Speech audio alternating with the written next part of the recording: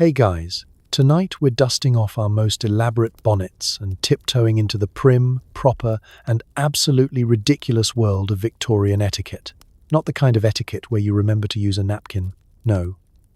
I'm talking about the bizarre, high-stakes, rule-book thicker than a phone book stuff that Victorian women had to master just to make it through a single afternoon tea without causing a scandal that would haunt their family for generations. So before you settle in, take a moment to like and subscribe, but only if you actually enjoy what I do here. Leave a comment telling me where you are listening from and what time it is for you. Now, dim the lights, switch on a fan for that white noise, and get as comfortable as possible. Let's get curious for a second. Have you ever wondered what it actually took to survive as a woman in Victorian England? Could you keep a straight face during a 3-hour dinner while trying not to choke on your own petticoats? Would you last a single day communicating in nothing but secret fan gestures? Did Victorian women really need a different hat for every mood? Was fainting an actual social strategy, or just a side effect of being wrapped tighter than last year's Christmas leftovers? Could you make it through a garden party without committing a social crime so horrific you end up exiled to rural Wales? And now, congratulations, you've just woken up in 1852. You're wearing 12 layers, you haven't seen your own elbows in years, and you're already late for your first etiquette disaster of the day. Good luck. The sun is peeking through your lace curtains, and it's already time for your first Victorian ritual. The daily wrestling match with a corset. Imagine trying to put on a medieval torture device while holding your breath and pretending this is all very glamorous. Breathing is optional, dignity is not. Let's set the scene. You wake in a bedroom that smells faintly of lavender and candle wax. Your nightgown is long enough to wrap twice around your ankles, and you haven't seen your own knees in 10 years. On your nightstand, there's a silver brush, a tiny hand mirror, and looming in the background the corset, lying coiled like a snake, just waiting for its turn to ruin your morning. You stretch, but not too much. Because anything more vigorous than a gentle yawn is considered suspiciously athletic for a Victorian lady.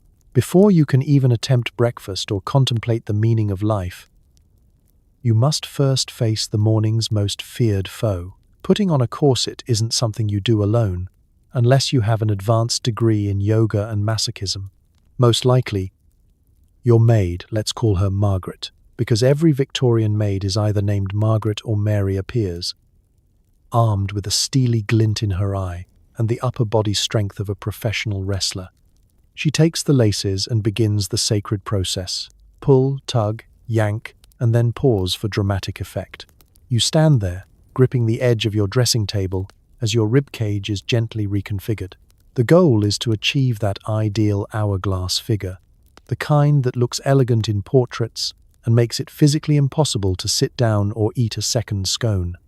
Margaret, who has seen it all before, ignores your grunts and reassures you that beauty is pain. You're beginning to suspect she enjoys this. As the corset tightens, your internal organs exchange nervous glances. Your lungs, pressed flatter than a Victorian penny, begin to reconsider the concept of oxygen. Your liver? Relocated to your left armpit, probably. But you don't complain. Complaining is for the lower classes, or people with functioning abdominal muscles. You simply grit your teeth, smile into your mirror, and remind yourself, today you will not faint until at least midday. That's the spirit. With the corset secured, you try to breathe, but realize you can only do so in short, shallow puffs perfect for looking mysterious and delicate, not so ideal if you want to laugh, sneeze, or, heaven forbid, run for the omnibus. And let's not even talk about stairs. Victorians designed their houses with as many stairs as possible, presumably as a way to weed out anyone who wasn't truly committed to the aesthetic. Now comes the layers. Over the corset goes a chemise, then a petticoat, then another petticoat, and maybe a third one if you want to show off how tragically fashionable you are. Each layer serves a purpose: insulation, modesty, and ensuring that if you ever fall over, you'll bounce at least twice. By the time you're finally dressed, you resemble a particularly well-upholstered sofa, complete with decorative ribbons and maybe even a matching hat. Of course, there are rules for corset tightness. Too loose, and you're practically a revolutionary. Too tight, and you risk an unscheduled meeting with the family doctor, who will prescribe you something truly Victorian, like a brisk walk in the country or stop reading novels. There are horror stories, urban legends whispered at dinner parties of women fainting mid-waltz, or getting stuck in doorways, or finding last year's lunch preserved in the folds of a rarely laundered petticoat. You finish the ritual by putting on your stockings, shoes, and whichever hat matches your "today I will not perish" attitude. Margaret steps back, nods with professional satisfaction, and leaves you to admire your silhouette, a masterpiece of restriction and repression. Your posture is perfect, your breathing shallow, your waist an object of envy and medical concern. And now, you're ready to start your day. Breakfast, social calls, and a full schedule of not bending at the waist. Congratulations, you've survived the first battle. There are only 37 more etiquette rules before lunch. Good luck. You must greet your family and servants in the proper order, at the proper volume, and for the love of Queen Victoria, never offer your hand first. One wrong handshake, and you're basically a social anarchist. Let's paint the scene. You're finally upright, corset cinched, layers in place, and ready to face the Victorian world, or at least the hallway. The clock is barely striking 8. But your morning has already begun with a gauntlet more stressful than any modern job interview. Because here, every step you take is governed by etiquette. Even the simple act of saying good morning is less about warmth and more about precise, almost militaristic choreography. First, you must find your family in the correct order of seniority. This means, yes, tracking down your mother or the lady of the house and addressing her before so much as making eye contact with anyone else.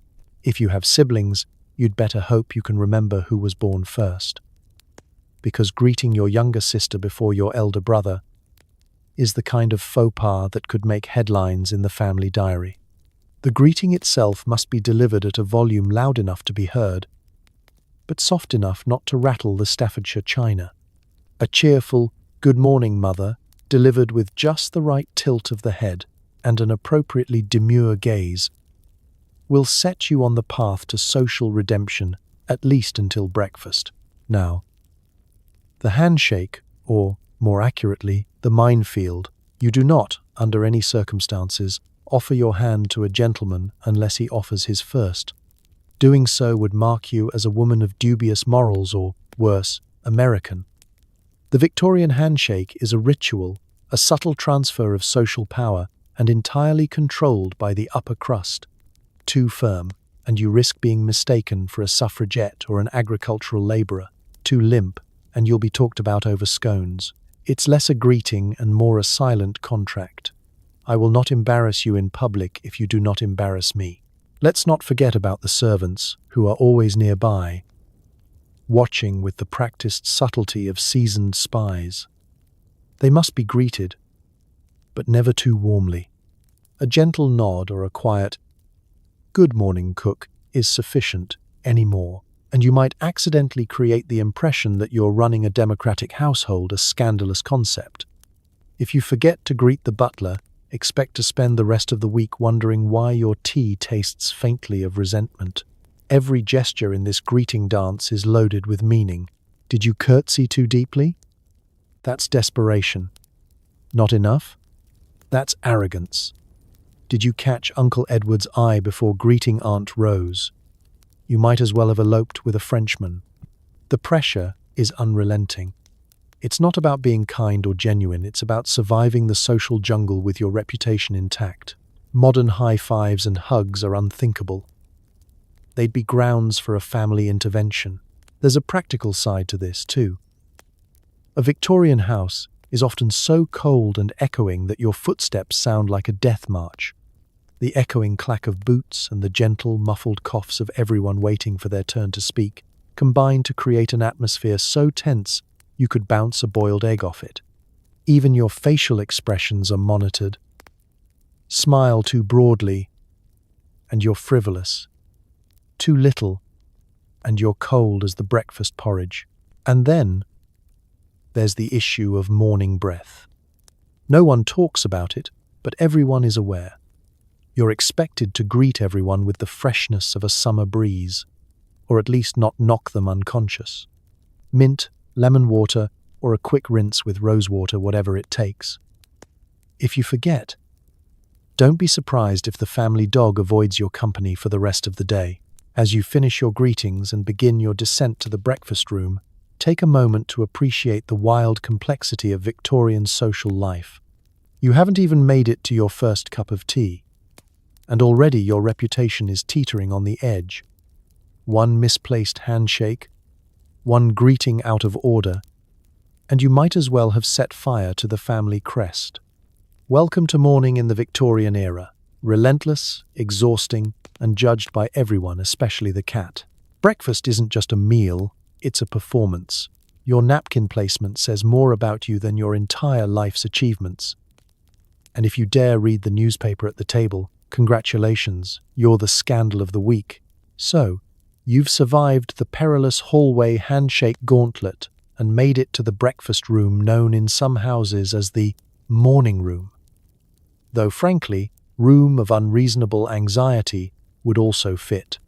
The sun is streaming in at a polite angle, the silverware gleams, and the table is laid out with military precision.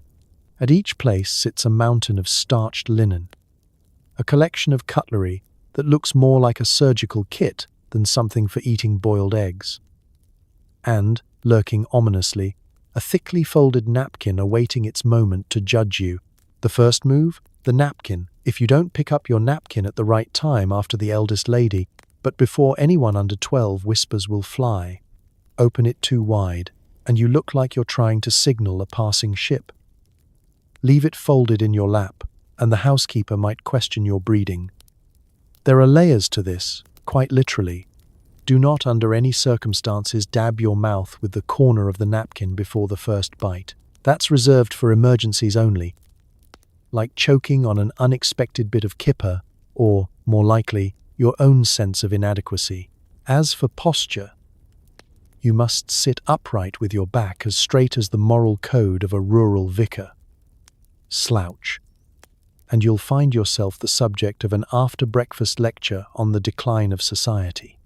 Lean too far forward, and you risk plunging headfirst into the marmalade. Elbows? Forget about them. Victorian elbows are for decorative purposes only. Yours should hover mysteriously, never quite touching the table and certainly never used to prop up a tired head. Breakfast is your daily audition for the role of upright citizen number one. Now, food. Victorian breakfasts are hearty, elaborate, and only slightly terrifying. There will be eggs, porridge, toast, jam, cold meats, perhaps a kidney or two if you're unlucky. Each has its own implement. Don't dare use the butter knife on the bacon or the jam spoon on the marmalade. The correct order of operations is a carefully guarded family secret, known only to those who have survived at least 3 seasons without dropping a fork. Now let's talk about the newspaper. Perhaps you thought you'd sneak a peek at the headlines. Think again. Reading at the table is not just frowned upon, it's a declaration of open war on decency itself. If your father or older brother attempts it, they may get a pass. But you, as a woman or a young person, are expected to show interest in the dullest of family small talk. Discussions of weather, church, and which neighbor's roses are winning this year's unspoken competition are all fair game. If you dare to discuss politics, or worse, express an opinion, be prepared for a sea of raised eyebrows and the delicate sound of Aunt Gertrude gasping into her tea. Of course, your interactions with the food itself are a minefield. Bread must be broken, never cut. Butter must be applied in such thin layers it almost qualifies as a homeopathic remedy. Don't dare reach across the table. If you need something, you must ask for it with a gentle voice and preferably a smile, never a grimace. Passing the salt the wrong way, always to the left, never across a person's body, could summon the ghosts of Victorian etiquette tutors past. As the meal progresses, you must look attentive, grateful, and entirely untroubled by the fact that your petticoat is trying to strangle your knees and you haven't taken a real breath since 1847. Should conversation drift toward anything remotely interesting, scandal, poetry, or newfangled inventions, your job is to listen politely and respond with a carefully neutral, "How fascinating." If anyone mentions trousers at the table, just quietly update your will. By the end of breakfast, your napkin should be gently folded, never crumpled, never wiped across your brow in a fit of existential dread, your posture impeccable, and your face arranged in an expression of serene composure. Congratulations! You've made it through another Victorian breakfast with your reputation barely intact. Only 20 more etiquette hurdles to go before you're allowed to faint on the fainting couch. Good luck. Choosing an outfit is less about style and more about survival. There are rules about colors, sleeve length, hat feathers, and when exactly you're allowed to wear lavender. And yes, there's a correct number of petticoats for every occasion. Spoiler, it's always too many. Welcome to the Victorian dressing room, which, depending on your household, ranges from a walk-in wardrobe overflowing with mystery drawers to a freezing alcove with a single cracked mirror and a faint smell of camphor. The day's first challenge is simply remembering what season it is, because every color, fabric, and decorative flourish comes with its own chapter in the etiquette book of mild suffering. Are you wearing dove grey in spring? That's social treason. Plaid before breakfast? Only if you want your grandmother to rise from the grave and revoke your last name. You don't dress alone, of course. That would be far too convenient. Instead, your maid, whose patience is measured in inverse proportion to the tightness of your corset, stands ready to help. She begins by wrangling the petticoats. There are at least 3 on a slow day, and possibly 5 if you're feeling especially social or just want to see if you can block out the Sunday. Each petticoat serves a purpose. The first one is for modesty, the next is for shape, the third is for insulation, the fourth is for keeping the third petticoat from touching the fifth petticoat, and the fifth petticoat is for anyone watching from the afterlife. Next comes the chemise, which is basically the slip beneath your actual dress. It's all so you don't shock anyone with the sight of your ankles or, heaven forbid, your natural waistline. Then there's the crinoline, a horrifying cage of steel and whalebone designed by people who clearly hated fun. Try sitting down in one of those, and you'll either crush your dreams or accidentally launch yourself across the room like a cannonball in a hoop skirt. After petticoats and chemises, the main event, your dress. This is not simply a dress, but a complex system of bodice, skirt, overskirt, underskirt, and, if you're unlucky, bustle. You must pick the color with military precision. If it's morning, pastels or light prints are permitted. Afternoon, darker shades, unless it's summer and you've been personally authorized to wear light blue. Wearing black, that's for mourning. Unless you're feeling fashionably rebellious or just wish to terrify your neighbors. And don't even get started on the rules about sleeve length. Short sleeves before 5 p.m., only if you wish to be exiled. Long sleeves at a garden party?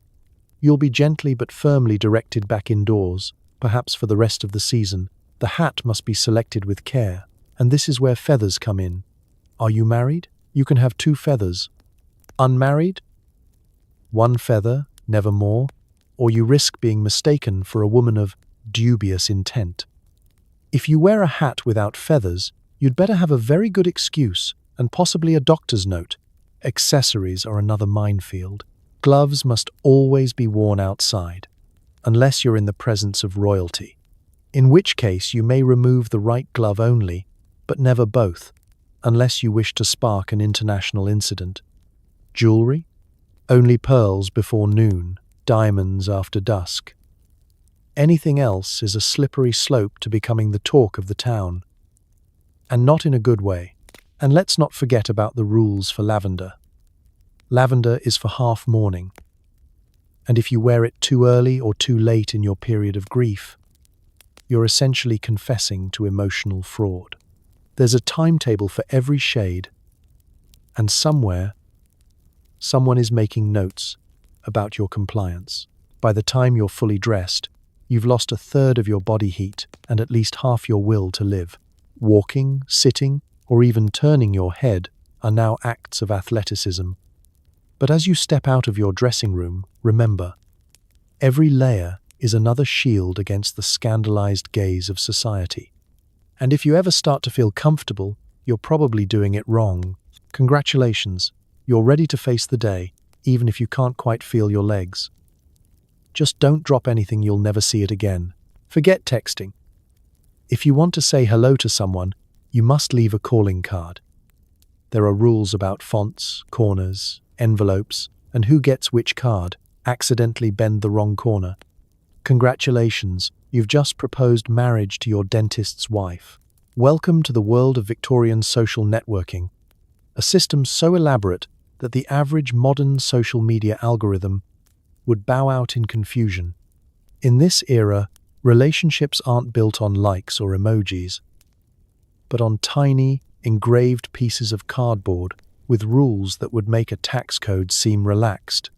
Before you can even think about visiting someone's home, you must first navigate the labyrinth of calling cards, or risk social exile, which is just Victorian for left on read forever. First, let's talk about the card itself. Calling cards are not just scraps of paper.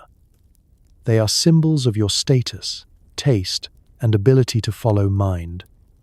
Numbing etiquette. The paper must be thick, the edges tastefully beveled, and the font should whisper, refined, but not shout, trying too hard.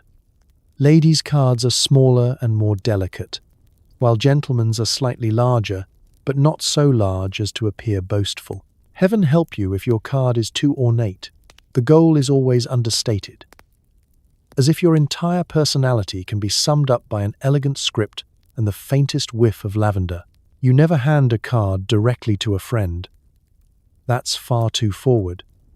Instead, your card is presented to the butler, who takes it on a silver salver, then places it on a little tray in the entry hall, where it will sit sometimes for weeks being judged by every member of the household. The servant will scrutinize the condition of the card. Is it crisp and fresh? Or has it been carried around so long it's starting to curl at the edges?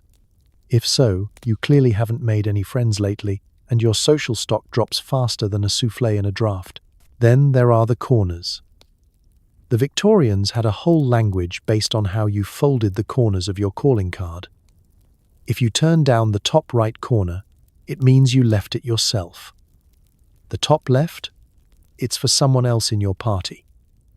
The bottom left is for congratulations, the bottom right for condolences, and a diagonal fold signals a formal visit.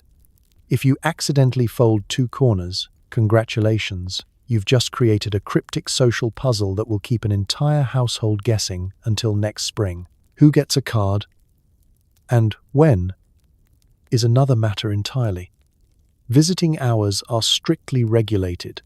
If you arrive outside the acceptable window, usually between 3 and 5 in the afternoon, you risk catching your intended recipient in a state of dishabille, or worse, taking a nap. If you're a gentleman calling on a lady, you leave your card with her parents first, as direct contact is strictly forbidden unless you're already halfway to being engaged or have royal permission. Let's talk about envelopes. Cards delivered in envelopes are only for special occasions, usually condolences, sometimes congratulations, and very rarely apologies. If you deliver your regular card in an envelope, you've just declared that you're better than everyone else. And society will thank you by whispering about your ambitions behind fans for months. The real thrill is in the return visit. If your card is reciprocated within a week, congratulations, you're in. If it sits on the tray for more than a fortnight, it's the Victorian version of being ghosted.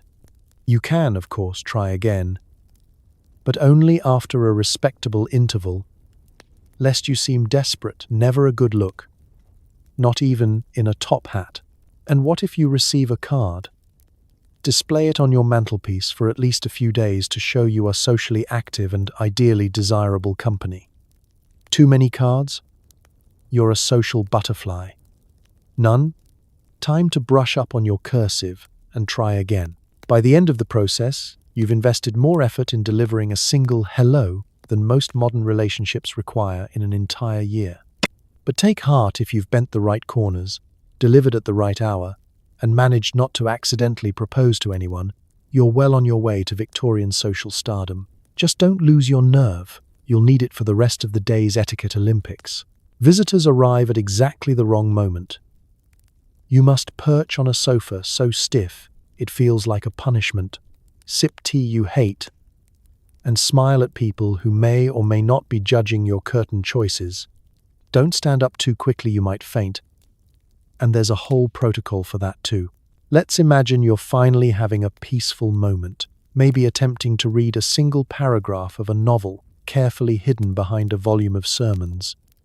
Just in case anyone walks in, suddenly the bell rings. The house springs into choreographed chaos. Your maid, instantly transformed from invisible to omnipresent, whispers, "Visitors, miss," and you're swept into the parlor, heart pounding. In the Victorian world, visitors don't text to warn you. They simply materialize at your doorstep, armed with calling cards and the power to derail your afternoon. The parlor is not a room for comfort. It's a stage designed to showcase your family's best tablecloth, shiniest knickknacks, and commitment to uncomfortable seating. The furniture is upholstered in horsehair and optimism, designed to prevent anyone from relaxing for even a moment. Cushions are for decoration only. If you accidentally lean back, there's a risk you'll be stabbed by a rogue tassel or, worse, knock over the ornamental china dog that's been in the family since the Napoleonic Wars. The curtains? You chose those with your mother after a 6-hour debate, and now must silently pray that your guests do not look directly at them. You are required to greet each visitor in the proper order, eldest to youngest, and never out of sequence. The wrong greeting can spark months of polite warfare, fought with frosty invitations and pointed remarks about the state of your parlor plants. Next comes the seating arrangement. Guests first, then the family, and you, as the host, must take the least comfortable perch. If there's an awkwardly small footstool left, congratulations, it's yours. Now comes the dreaded moment of tea. In Victorian society, tea is less a beverage and more a test of character. The teapot is a relic possibly older than the Queen herself, and the cups so fragile you're afraid to exhale near them. If you spill so much as a drop, you'll be remembered as the one who couldn't handle her Ceylon. There are unspoken rules about milk and sugar. Add milk after the tea, never before, unless you wish to start a philosophical debate that will last until someone brings out the digestive biscuits. While the tea is steeping, conversation begins. But not real conversation, nothing as risky as discussing actual feelings or events. You must stick to safe topics: the weather, mutual acquaintances, the shocking price of coal, and if you're feeling especially daring, recent improvements in the postal system. At all times, you must nod thoughtfully and emit gentle murmurs of agreement, regardless of whether you can hear or understand a single word being said. Heaven help you if the topic turns to politics or, even worse, women's rights. Meanwhile, your body is rebelling. The sofa is strategically designed to make you sit upright, ankles together, hands folded, and back so rigid you could balance a tea tray on it. You want to cross your legs, but that would reveal either your ankles or your revolutionary tendencies, neither of which is advisable. If you feel faint, a common side effect of tight corsets, poor air circulation, and sheer existential dread, there's a socially approved method for swooning gracefully. Ideally, you will catch yourself with a delicate hand to your brow, issue a soft sigh, and allow yourself to be rescued by your nearest female relative. Collapsing onto the rug is only acceptable if it matches your dress. Of course, all the while, the real drama is happening in the background.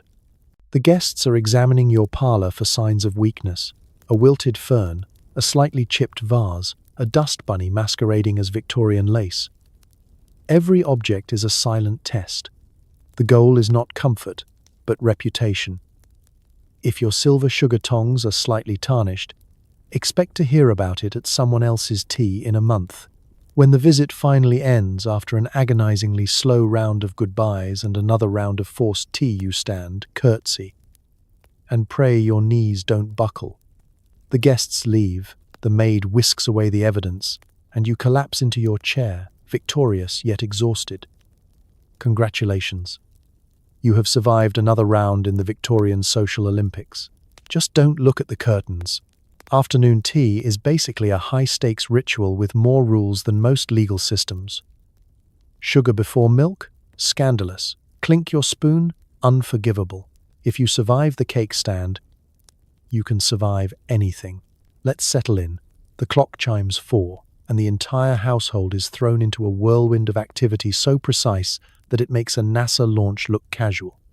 Tea time is not merely an afternoon snack, it is a test of nerves, dexterity, and the ability to keep a straight face while you mentally draft your will. As the guest, or heaven help you, the hostess, you are about to enter the gladiator arena of Victorian social performance. The table is a work of art or a crime scene, depending on your confidence, with floral arrangements and doilies. Delicate porcelain cups are lined up in military formation, each one painted with scenes of suspiciously happy shepherdesses. There's a tower of finger sandwiches so tiny, you suspect they're a social commentary on the state of your appetite. In the center, a cake stand rises like a monument to both temptation and fear, stacked with scones, cakes, and the occasional iced bun lurking like a trap for the unwary. Let's begin with the teapot itself. Pouring the tea is a privilege and a minefield. If you are the hostess, the expectation is that you'll pour with unshakable poise, neither too slow, impatient, nor too fast, careless. Never overfill the cup. A true lady leaves just enough room for milk. And if you spill a drop, you must pretend nothing happened. If you're a guest and the hostess asks you to pour, it's either a sign of great trust or a subtle power move. Either way, steady hands and silent prayers are advised. Now, the debate that could topple empires: milk before tea, or tea before milk? The answer, of course, depends on who is judging you. Add milk first, and you're signaling that you can't afford proper china.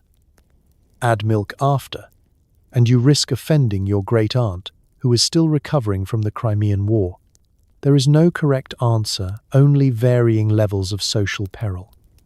Most play it safe and wait to see what the eldest lady at the table does. Then copy her with the precision of a Royal Navy drill. And then, the sugar. Sugar tongs are wielded with surgical delicacy, as if each cube contains the secret to Queen Victoria's personal happiness. Never let your tongs touch the rim of the sugar bowl, and never, ever use your fingers unless you wish to be discussed at every tea table from here to Edinburgh. If you take more than one cube, you're greedy. None at all, you're either tragically pious or plotting something. Stirring is an art form in itself. The spoon must be moved gently, never in circles, always in a delicate back-and-forth motion that disturbs neither the tea nor the universe. A single clink against the porcelain, and somewhere, a butler drops his tray in despair. The spoon is then placed quietly on the saucer, handle pointing to 4 o'clock. To do otherwise is to tempt fate and receive a look from your hostess that could curdle the clotted cream. Then comes the food, arranged like a culinary obstacle course. Start with a sandwich, always with your fingers, never a fork. Then a scone, break it in half with your hands, never slice. And finally a cake, which you may eat with a fork if it is especially sticky, or if you wish to signal that you are cosmopolitan. Should you accidentally drop a crumb, ignore it completely.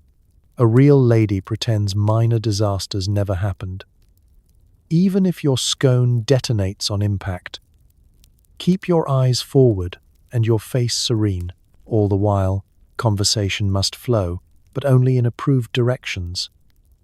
Avoid politics, illness, and any mention of digestion. Instead, focus on the weather, poetry, or if you're feeling especially bold, the latest advances in hydrangea cultivation. Laughter should be soft and brief, like a breeze through lace curtains. If you laugh too loudly, or, worse, snort, resign yourself to spinsterhood.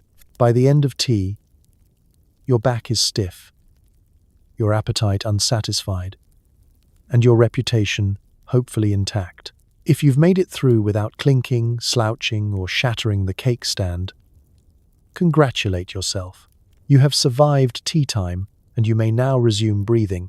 Just don't get too comfortable. There's still dinner to come, and you haven't even started worrying about the soup course. Conversation in the Victorian parlour is a delicate balance of not actually saying anything important while also avoiding any topic that could make Aunt Edith clutch her pearls. If you accidentally mention legs on a table or a person prepared to be excommunicated, let's step into the parlour, shall we? The tea has been poured. The biscuits are within arm's reach, but not too close, you wouldn't want to appear greedy. And the moment arrives when you are expected to contribute to the great Victorian tradition of small talk. This is no ordinary exchange of pleasantries. This is a verbal ballet, choreographed to avoid all topics of meaning, conflict, or bodily function. Your goal is to float elegantly on the surface of things for as long as possible without causing even the faintest ripple. The safest subjects are weather, gardening, or the merits of various forms of embroidery. These are time-honored topics, unlikely to offend anyone or awaken long-buried family feuds. It is a fine mist this morning, you might say, so beneficial for the azaleas. Watch as nods of polite agreement ripple around the room, each one signaling that you are a safe conversationalist, bland, reliable, and unlikely to incite Aunt Edith's wrath. But beware. The boundaries are patrolled by invisible Victorian etiquette police, and the list of forbidden topics is long and growing.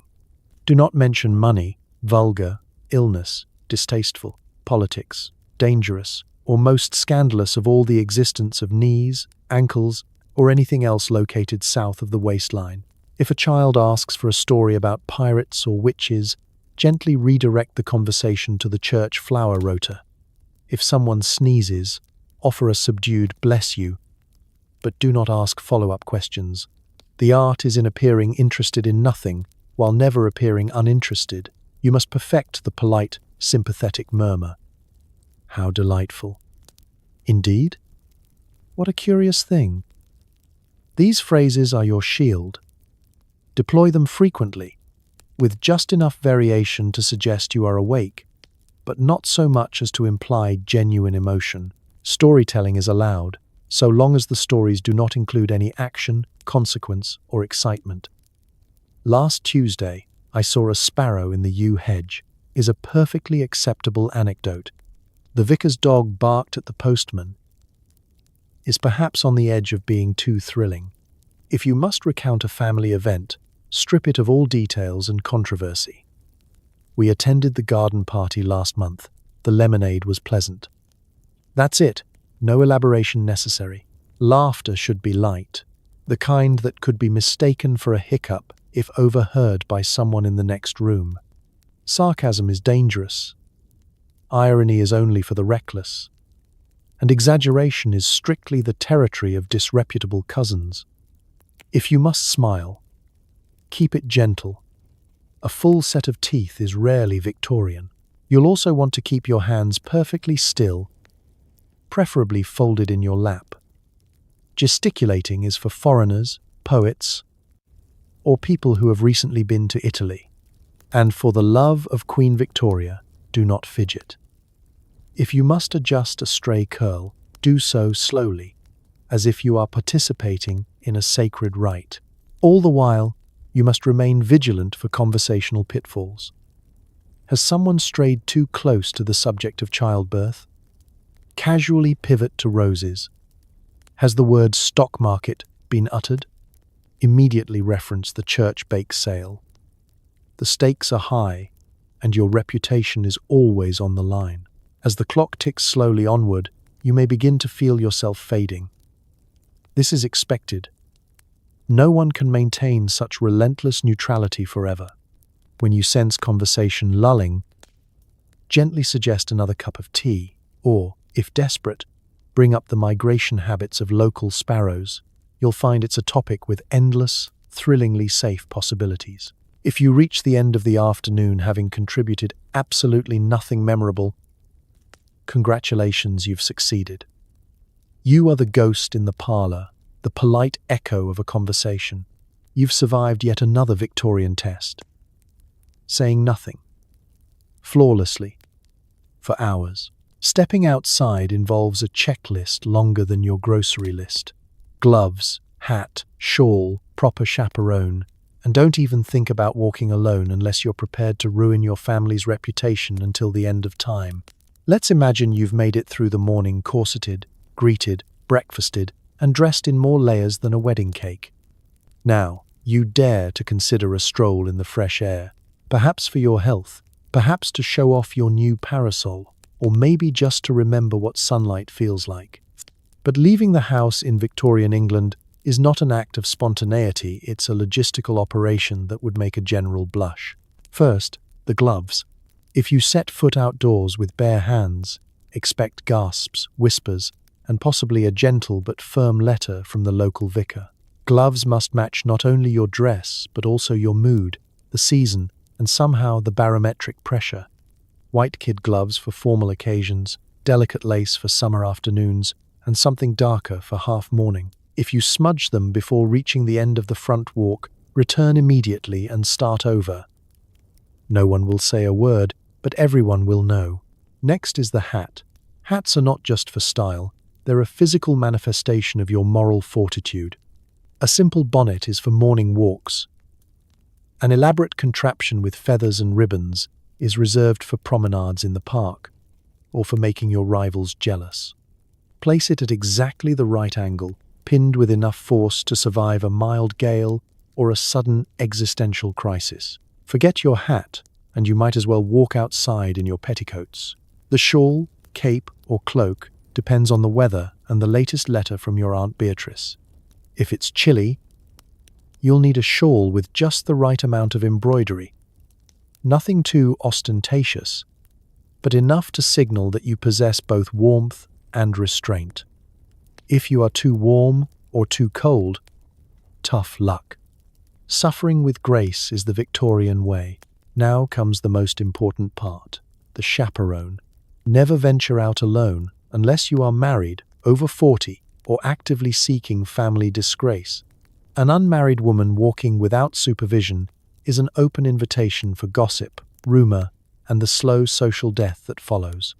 Your chaperone, usually an aunt or older cousin, will trail behind you at the ideal distance, close enough to hear your every sigh, but far enough to feign disinterest. She is there to guard your virtue and, if necessary, tackle any passing artist who tries to make eye contact. The route itself is a minefield. Sidewalks are crowded with people who are all, by definition, not you.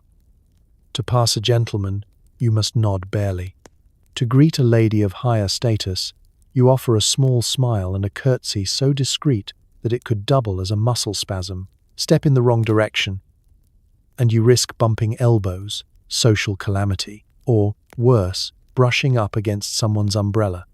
If you are greeted by someone you don't know, avert your gaze, walk faster, and hope your chaperone is packing a stern look. The act of walking is its own ordeal. You must not stride with purpose, unfeminine, nor dawdle, unproductive. Your gait should be measured, delicate, and always one step away from a poetic feint. Muddy streets? There are special boots for that. But if you splatter your hem, consider the day ruined and your future prospects diminished. And whatever you do, avoid stepping over any mysterious puddles. Those could be anything. If you should drop your handkerchief or, heaven forbid, your reticule, do not bend at the waist. Wait for a child, servant, or charitable pigeon to assist you. Stooping is for the lower classes and those with nothing left to lose. And as you progress down the street, remember, Every window you pass has eyes behind it, ready to critique your posture, your choice of shawl, and the way your bonnet ties flutter in the breeze. At the end of your walk, you'll return home exhausted, victorious, and somehow more tightly laced than before. You have navigated the gauntlet of Victorian public life and returned with your reputation and your gloves miraculously intact. Congratulations! You are now free to remove your hat, sigh with relief, and prepare for your next adventure indoors, where the furniture, at least, won't judge you out loud. Need to communicate across a crowded room? There's a whole secret language using nothing but a folding fan. One wrong flutter and you've accidentally challenged someone to a duel or accepted an invitation to elope. Welcome to the mysterious, silent world of Victorian fan language, a system more complicated than Morse code, more perilous than the waltz, and every bit as likely to result in social disaster. The humble folding fan, while innocent in appearance, is the ultimate multi-tool for the Victorian lady. Not only does it keep you cool when your corset is fighting for control of your ribcage, but it also acts as your personal texting device, one that can send messages across a crowded ballroom with a single flick of the wrist. Let's begin with the basics. The fan must always match your dress, your mood, and if you're truly advanced, your romantic intentions. There's a different fan for every occasion. Lace for afternoon tea, painted silk for balls, and discreet black for half mourning. Heaven forbid you wave the wrong fan at the wrong time. You might as well take out a personal ad in the newspaper. Desperate and confused, please advise. But what really sets the fan apart is its hidden vocabulary. Victorian etiquette books published entire glossaries for the language of the fan, a code as secretive as government ciphers. Holding your fan with your left hand, that means you're open to conversation. Resting it on your right cheek? Yes, I'm interested. Left cheek? No, thank you. I'd rather marry a lamppost. Drawing the fan across your eyes is an invitation to "I'm sorry," while fanning slowly means you're already taken but happy to bask in admiration. Fast fanning, however, is essentially screaming, "My mother is watching. Please leave before she faints." The real thrill, of course, is the high risk of catastrophic miscommunication. Drop your fan by accident, and a passing suitor might interpret it as "meet me by the shrubbery at midnight," when in reality you just lost your grip and possibly feeling in your fingers after 3 hours of polite applause. Flutter the fan too quickly, and you could be signaling "I love you," or, if you're really unlucky, "I wish to see your stamp collection." Both are dangerous invitations. In a crowded drawing room, these fans become weapons in the ongoing battle of courtship and reputation. There are stories mostly apocryphal of entire engagements arranged or derailed by a single misplaced gesture. Mothers monitor the fan action with eagle eyes, ready to intercept any flutter that seems too enthusiastic. If a gentleman attempts to decode your signals, he's taking his life, or at least his reputation, in his hands. And heaven help the poor man who doesn't know the difference between drawing the fan through the hand, "I hate you," and twirling it in the left hand, "We will be friends." It's no wonder Victorian men developed a permanent air of confusion at balls. Let's not forget the accidental provocations. You're trying to get someone's attention from across the room, so you snap your fan shut, a perfectly innocent move, unless you do it 3 times in quick succession, which may be interpreted as, "Let's run away together." If you open and close your fan slowly, it means, "Wait for me." But do it while sneezing, and you've just invited the pianist to propose marriage. Beyond flirting, fans are also useful for more mundane communication. Use them to cover your mouth when you're gossiping, or to signal your distress during a particularly painful performance of amateur poetry. A fan can provide a shield from the gaze of nosy aunts, or a moment of blessed relief when the room feels as stuffy as a railway carriage in July. By the end of a social evening, your wrist aches, your intentions have been wildly misinterpreted, and you've sent at least 3 unintentional messages to the butler, but you have survived, somehow, without accidentally arranging your own elopement. The fan folds away, the secrets remain safe, and you can breathe a sigh of relief until the next ball, when it all starts over again. Welcome to the art of the Victorian fan. More confusing than modern texting, but with better accessories. Eating in public is basically an Olympic sport. If you use the wrong fork, you might as well set your own house on fire. Soup is especially treacherous. Make a slurping noise and you're finished. Let's paint the scene. You've been invited to a Victorian dinner party at a grand house, or, if you're really lucky, to a public restaurant, which in this era means you've reached the dizzying heights of social risk and opportunity. Your stomach may be rumbling, but your nerves are in full revolt.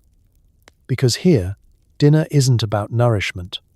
It's about survival, spectacle, and a choreography of cutlery so intricate you'll be lucky to escape with your dignity and your gloves intact. The first test is finding your place at the table. Place cards are arranged with military precision, and woe betide anyone who swaps seats, or even worse, sits down before the lady of the house. You wait, standing behind your chair, pretending not to notice your own hunger. When the signal is given, you sit carefully, quietly, and with all the grace of a tightly laced Victorian statue. Pull out your chair too early or scrape it across the floor. And Aunt Eugenia will remind you in the carriage ride home. Once seated, your battleground stretches before you, a vast array of gleaming utensils, each one waiting to trip you up. The rule is simple in theory. Start from the outside and work your way in. In practice, there are so many forks, knives, and spoons that it's like defusing a bomb where every wrong move leads to social detonation. Oyster fork? Fish knife? Dessert spoon? Each has its purpose, and choosing incorrectly is a sign you were raised by wolves or, worse, continentals. Now, soup. The soup course is the Everest of Victorian dining.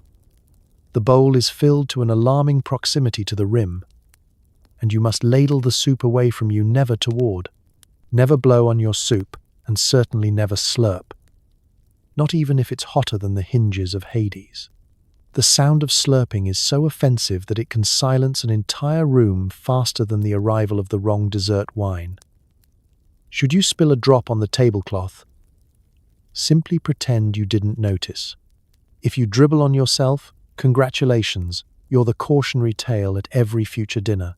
Bread is to be broken, never cut, and never buttered directly at the breadbasket. Instead, tear off a small piece, butter it delicately on your side plate, and eat it in one polite bite. Buttering an entire slice at once is tantamount to announcing you've lost all hope and might start eating with your hands. Between courses, you must place your knife and fork together at the center of your plate, never crossed, never pointing away like you're signaling for help. If you need to pause, rest your utensils in the 8-15 position. Yes, this is a real thing, never touching the tablecloth. If you drop a fork, do not attempt to retrieve it. That's what footmen are for. Attempting to crawl under the table could spark a minor scandal and possibly an engagement. If conversation is permitted, you must participate without ever revealing your own appetite. Never comment on the food's temperature, quantity, or resemblance to anything found outdoors. You may compliment the cook indirectly. How fortunate we are to enjoy such a delightful menu, but direct praise is for the nouveau riche. Any visible enjoyment is suspicious. Eating should appear as a delicate necessity, not something you look forward to. Drinks present their own set of traps. Water glasses are on the right, wine on the left, and under no circumstances should you attempt to clink glasses unless you wish to be forever remembered as that reckless cousin who broke the punch bowl. Should you wish to toast, do so quietly with a solemn nod, as if you're commemorating a distant ancestor. By the end of the meal, you will be exhausted, over-scrutinized, and possibly hungrier than when you began. The only consolation is dessert, a slice of cake so small and dainty it makes you question the point of existence. But you have survived. You navigated the cutlery jungle, the soup chasm, and the bread abyss. And if you made it through without slurping, dropping, or sighing with relief at the end, you've achieved the rarest of Victorian feats. Dining out with your reputation mostly intact. You cannot be alone with anyone of the opposite sex, unless you want to be written out of the family will. Chaperones lurk in every doorway, ready to leap out and save your virtue, or just judge your posture. Let's enter the shadowy, ever-watchful world of the Victorian chaperone. A profession, an art, and a national pastime. Chaperones are everywhere. In the parlour, on the promenade, peeking between the velvet curtains with the stealth of a secret agent and the moral rigidity of a cathedral spire. Their job? To ensure your virtue remains as untouched as your untouched lemon tart at the end of a tense tea. The mere prospect of unaccompanied time with a member of the opposite sex is a social landmine. Forget about spontaneous chats or private strolls.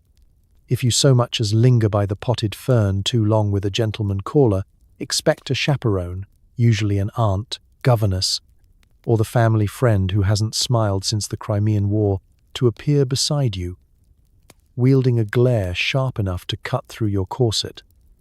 Their senses are finely tuned to even the most innocent of intentions. Whispered laughter, potential elopement, shared book. Scandal in the making. The chaperone's duties are many and relentless. She will hover at exactly the right distance, close enough to overhear every syllable, yet far enough to pretend she's interested in the wallpaper. If you walk in the park, she trails 2 paces behind, clicking her tongue whenever conversation veers toward anything remotely interesting. If you are lucky enough to secure a dance at the ball, she's the one keeping a ledger of whose name is on your dance card and how many times. Heaven forbid you waltz more than once with the same gentleman. That's practically an announcement in the Times.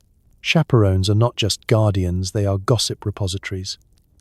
Every sideways glance, every blush, every accidental brush of the hand is noted, mentally catalogued, and filed away for the next family meeting. If you think you're being subtle, you're not.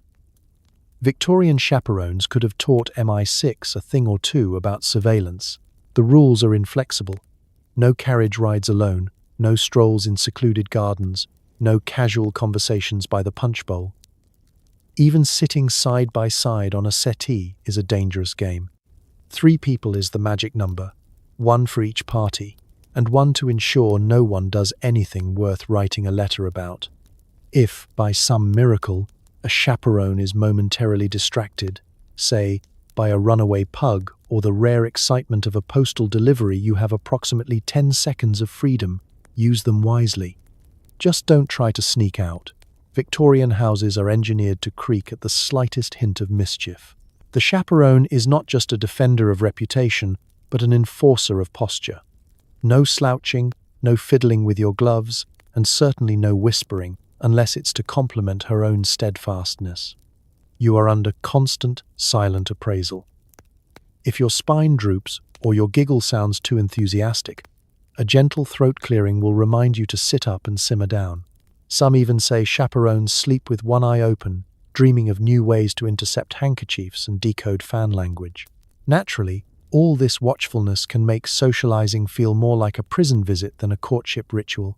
But break the rules, and you risk more than a lecture. You risk your family's standing, a cancelled engagement, and possibly being sent to stay with your aunt in Yorkshire for the season, which is the Victorian equivalent of digital exile. So, as you navigate your day, remember that you are never truly alone. A chaperone's presence is the background hum of every social interaction, the original surveillance system, predating CCTV by 100 years and infinitely more judgmental. Smile politely, keep your hands in plain sight, and never, ever ask for a moment of privacy. In the Victorian world, privacy is suspicious, and suspicion is almost as bad as scandal. Congratulations! If you've made it through an afternoon without triggering your chaperone's 6th sense, you're either a genius or you've already been sent to the country. Either way, you have survived another day in the watchful eyes of the Victorian Virtue Patrol. Sleep tight, someone's probably watching. Want to send a note?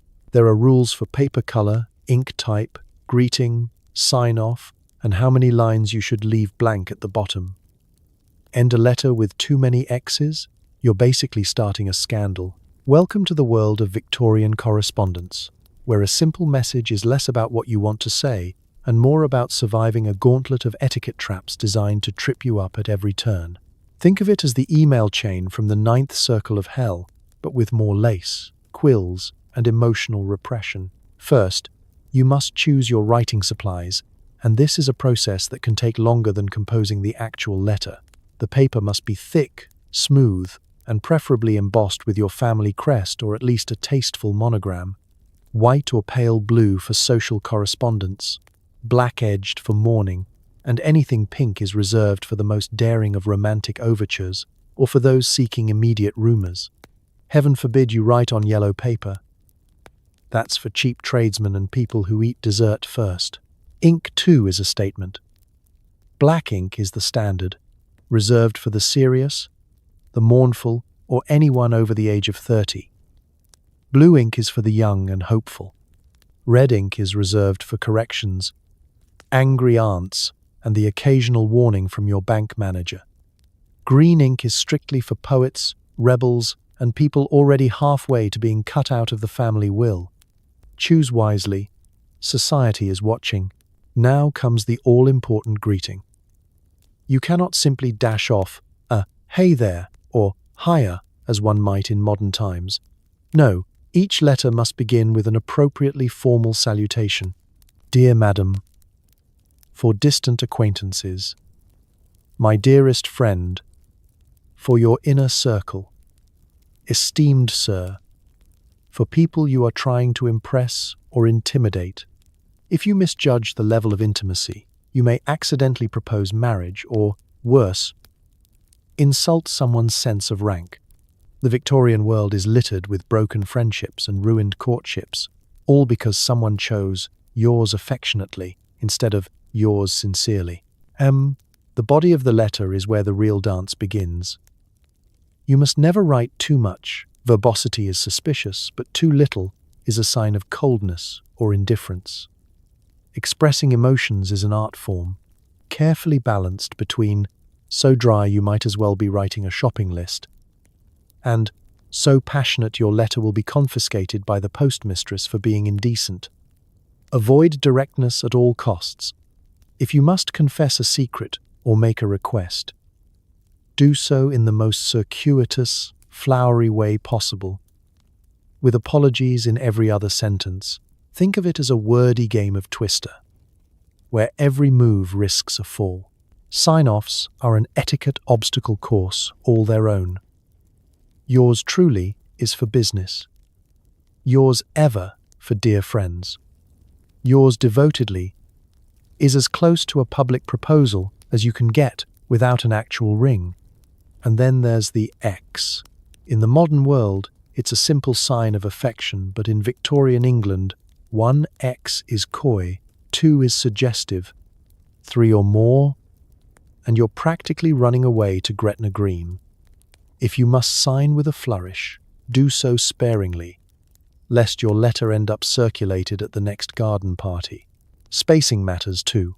Leave too little blank at the bottom and you look desperate. Too much and you seem cold or aloof. Fold the letter neatly, with the writing facing in, and slip it into an envelope addressed in your finest hand, no smudges allowed. Wax seals are de rigueur for important correspondence, with your own stamp pressed firmly in the center.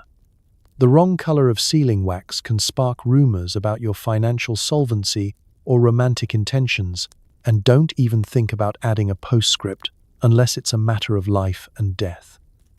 Victorian etiquette holds that PS is for the forgetful, the impulsive, or the French. Once finished, your letter embarks on a journey almost as fraught as its creation. A servant, a postboy, or even your youngest sibling will carry it to its destination, where it will be received with all the solemnity of a royal decree and possibly read aloud to everyone in the drawing room. So, the next time you dash off a quick text, spare a thought for your Victorian counterpart, who just spent an hour agonizing over which greeting might best express, I would like to borrow your umbrella, but only if it would not compromise your honor.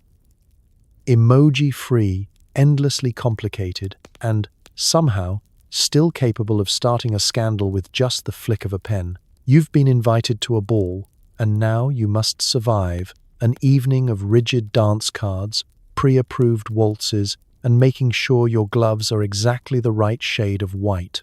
If you step on someone's foot, just emigrate. Let's set the scene. Your household has been abuzz for weeks in anticipation of tonight's ball. Invitations are hand-delivered by footmen who look vaguely disapproving. Your mother has debated your dress color with the tenacity of a legal scholar, while your father mumbles about carriage hire and the mysterious disappearance of his best cravat. You, meanwhile, have spent the last 3 days praying for mild illness or a small flood to save you from the ordeal, but the night has arrived, and there's no escape. Getting ready is a marathon of stress. Your gown must be pristine, perfectly fitted, and in the right shade, white if you're unmarried, pastels for young ladies, and something more regal, but never black unless you're in mourning, if you're of a certain age. Your gloves are examined under a lamp for even a hint of grey. No ivory, no winter cream, just blinding, socially, acceptable white. You're laced into your corset until your lungs file a formal protest. And your hair is arranged with enough pins to supply a small ironmonger. The carriage ride is filled with nervous silence, or, if you're truly unfortunate, last-minute lectures from your mother on appropriate conversation topics and the vital importance of not looking too eager, but also not looking too bored. You arrive, and the front steps are a minefield of greetings, introductions, and polite lies about how you're simply delighted to be here. Inside, the ballroom is a dazzling, echoing expanse of chandeliers, polished parquet, and flowers arranged with almost militaristic precision. Your heart pounds as you are announced a moment so tense it could shatter a teacup at 20 paces. Every eye is on you, or so it feels, and your first task is to glide across the room without tripping, dropping anything, or accidentally starting a rumor. But the true terror begins with the dance card, a small booklet hung from your wrist, ready to record the names of gentlemen who request your hand for each dance. There is a precise social algorithm to this. Accept too many offers from the same man and tongues will wag. Refuse the wrong dance, and you risk a minor diplomatic incident with the mother of a future duke. Your mother and chaperone are, of course, watching from the perimeter, like two elegant, hawk-eyed border guards. Every dance has rules. Waltzes must be pre-approved. Never accept a first waltz from someone you just met, unless you want to become the centerpiece of local gossip. The quadrille is a test of memory, patience, and balance. Polkas are for the daring, and the mazurka is reserved for those who wish to signal that they've traveled or simply enjoy chaos. The room is a shifting, swirling mass of swirling skirts and perfectly synchronized footwork, interrupted only by the occasional sound of someone's pride shattering quietly in a corner. Conversation during dances is another minefield. You look lovely this evening. Is safe. What are your thoughts on the corn laws? Is not. If you must speak, keep it light. Compliments on the music, vague references to summer holidays, gentle laughter at things that aren't even remotely funny. And if you accidentally step on a gentleman's foot, don't apologize too profusely. Once is enough. Any more and it's an admission of social guilt, so grave you might be banned from Almax for life. Refreshment breaks offer a brief reprieve, but here too, etiquette reigns. You must accept whatever is offered: punch, tea cakes, sandwiches of uncertain origin, and nibble with delicate enthusiasm. To eat more than 3 sandwiches is a sign of moral failing. Drinking too much punch is a sign of rebellion, or worse, American tendencies. By midnight, you're dizzy with exhaustion, dancing, and the sheer strain of keeping your gloves unblemished. The evening ends with farewells as scripted and formal as anything that came before. You made it. You didn't trip, you didn't faint, and if you're lucky, your name appears only once in tomorrow's round of parlor gossip. Congratulations. You have survived the ball, and if you ever recover your breath, you may even do it all again. But not before you soak your feet and vow to never waltz in public again. Love isn't just complicated, it's bureaucratic. Eye contact is a whole process, and don't even think about holding hands. Every glance is analyzed like a spy code, and your mother is always watching. Welcome to the world of Victorian courtship, where romance is less about stolen kisses and more about paperwork, protocol, and surviving an endless obstacle course of chaperones and suspicious relatives. Here, Cupid doesn't use arrows. He hands out forms in triplicate, and every smile is notarized by your family's resident expert in disappointment, usually an aunt with the hearing of a bat and the subtlety of a tolling church bell. The opening moves are so subtle they'd make a chess master weep. Forget modern flirting. In the Victorian era, eye contact is practically foreplay, but it must be fleeting 2 seconds too long, and you're engaged. A half second too short, and you're considered cold as leftover pudding. The real negotiations begin in the parlor, under the steely gaze of both sets of parents, and at least 3 potted ferns. Small talk is dissected like state secrets. What pleasant weather we're having might actually mean, I have modest ambitions and a stable income.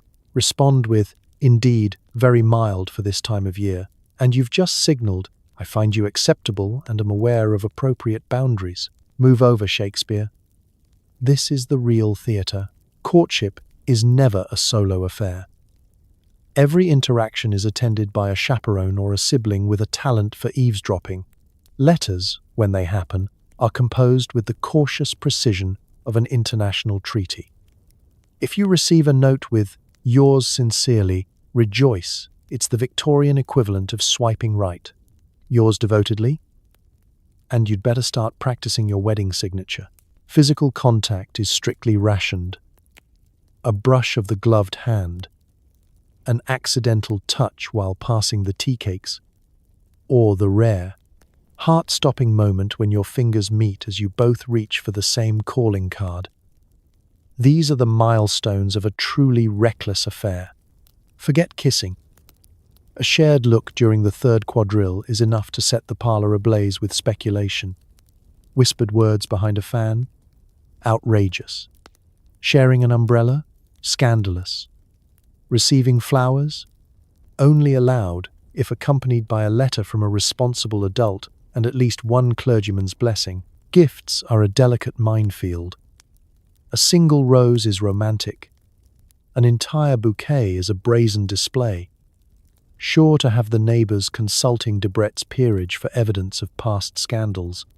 Books are permissible only if they are appropriately dull, botanical guides are safe, poetry is suspect, and anything French is outright dangerous. Jewelry is reserved for engagements. Anything earlier, and you might as well send a note reading, I enjoy public disgrace. And then there's the scrutiny. Families conduct more background checks than a modern intelligence agency. Prospects are judged by their lineage, income, prospects, dental health, and ability to survive a supper party without fainting. Your mother is always watching, eyes narrowed, nostrils flared, ready to leap in and intercept any attempt at unsanctioned romance. If you thought dating apps were stressful, try navigating a world where a misplaced glance can trigger a 5-year investigation. When the time comes to propose, or rather, to negotiate, the process is as romantic as renewing your car registration. Permissions must be asked, references supplied, and fortune discreetly inquired after. The proposal itself is ideally performed in the presence of at least one family member, 2 teaspoons, and the family parrot, to ensure that no impropriety occurs. If all goes well, congratulations. You are now permitted to write slightly warmer letters and perhaps stand a little closer at the next ball. But for every successful match, there are a dozen stories of ruined hopes, love letters intercepted, chaperones who never blink or would, be suitors exiled for daring to show up with the wrong breed of dog. If your courtship ends in heartbreak, take comfort, you'll have plenty of time to recover during the next 20 years of family-organized teas. So, next time you sigh over a Victorian love story, remember, behind every romance are armies of watchful relatives, endless rules, and enough unspoken tension to power all the gas lamps in London. And if you do find love, guard it well. Your mother definitely island. If all else fails, or you just can't handle one more etiquette lesson, simply faint. There's a way to do it gracefully, and if you do it right, you'll be carried out like a tragic heroine. If not, well, hope you like smelling salts. Welcome to one of the more dramatic pastimes of Victorian womanhood, the public swoon. In an age where expressing emotion was considered suspicious, and corsets were designed by the same people who invented bear traps, fainting wasn't just an accident, it was practically a hobby, a protest, and occasionally a competitive sport. When society hands you lemons, you make lemonade. When society hands you anxiety, organ displacement, and 43 layers of tulle, you faint artistically and let everyone else clean up the mess. Let's break it down. Why did Victorian women faint so often? Partly it's the fashion. When your internal organs are in a daily wrestling match with whalebone and steel stays, oxygen is more of a rumor than a reality. Combine that with hot rooms, emotional repression, and the constant threat of accidentally making eye contact with a baronet, and it's a wonder anyone stayed conscious long enough to finish their tea. But not all faints are created equal. There's the subtle, oh dear, I might be getting the vapors variety, which requires only a slight swaying and a delicate flutter of the eyelashes. This is the go-to faint for minor scandals, slightly offensive poetry, or when you desperately need to escape another round of embroidery talk. Then there's the full production faint. Dramatic gasp, hand to brow, slow descent to the nearest fainting couch, and a gentle sigh as you collapse with just enough grace to ensure your skirt fans out beautifully for the onlookers. Of course, etiquette demands that you faint with style. No undignified thuds, no grasping at the nearest tablecloth or dragging down the potted aspidistra. If you must lose consciousness, do so like a woman in a Victorian painting, graceful, tragic, and lightly scented with lavender. Extra points if you can arrange your features into an expression of otherworldly serenity. Remember, this is not about inconvenience, it's about art. There are social advantages to the well-timed faint. Fainting can end an awkward conversation, provide an excuse to leave a dull gathering, or distract from the fact that you've just spilled soup on your bodice. Overwhelmed by a suitor's poetry? Faint. Aunt Millicent showing you her 7th album of pressed ferns? Faint. Just want a nap? You guessed it, faint, and let the household fuss while you recover in the peace of your own room, surrounded by helpful servants and an endless supply of cold compresses. Rescue protocols are equally precise. As soon as you begin your descent, a chaperone or concerned relative will leap into action, producing a small bottle of smelling salts with the speed and accuracy of a Victorian magician. Smelling salts are both cure and punishment. One whiff, and you'll either wake up or wish you hadn't. Gentle fanning, a cool cloth, and murmured expressions of concern are expected. If you revive too quickly, you risk being accused of melodrama. Too slowly, and people start discussing your delicate constitution in the hall. Of course, not all faints go according to plan. Sometimes the nearest fainting couch is just out of reach, and you have to improvise with an ottoman or worse, a relative's lap. If you collapse too heavily, you risk knocking over the punch bowl or upending the family dog, which will be discussed in great detail at every dinner for the next decade. Victorians have long memories for falls from grace. So, the next time you're feeling overwhelmed by the pressure of proper posture, the labyrinth of social codes, or the endless analysis of which bonnet ribbon best reflects your inner turmoil, consider the humble faint. It's both a fashion statement and an escape route, one part drama, one part necessity, and all Victorian. Just remember to thank your rescuers. adjust your skirts, and prepare to do it all again next week. In the end, fainting is the ultimate etiquette loophole. You can't commit a social faux pas if you're not conscious. Want to buy something? You must not appear too eager, too thrifty, or too knowledgeable about money. Heaven forbid someone thinks you know the price of cheese. Let's imagine you're setting out for the high street or the local milliner's shop. Petticoats swishing, gloves immaculately buttoned. Shopping, to the untrained eye, might seem like a straightforward affair. Simply choose an item, pay for it, and go. But for the Victorian woman, shopping is a delicate theatrical performance, designed less for efficiency and more for maintaining the fragile illusion that you have never once in your life thought about money, let alone haggled over the price of a bonnet. The performance begins as soon as you enter the shop. You are not there to shop heavens. No, you are there to browse. If you appear too interested in any one object, you risk signaling that you lack self-control.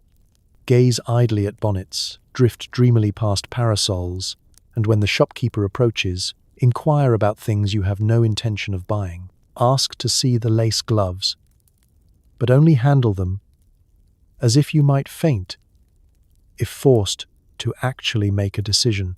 When it comes time to discuss prices, the rules become even more perilous.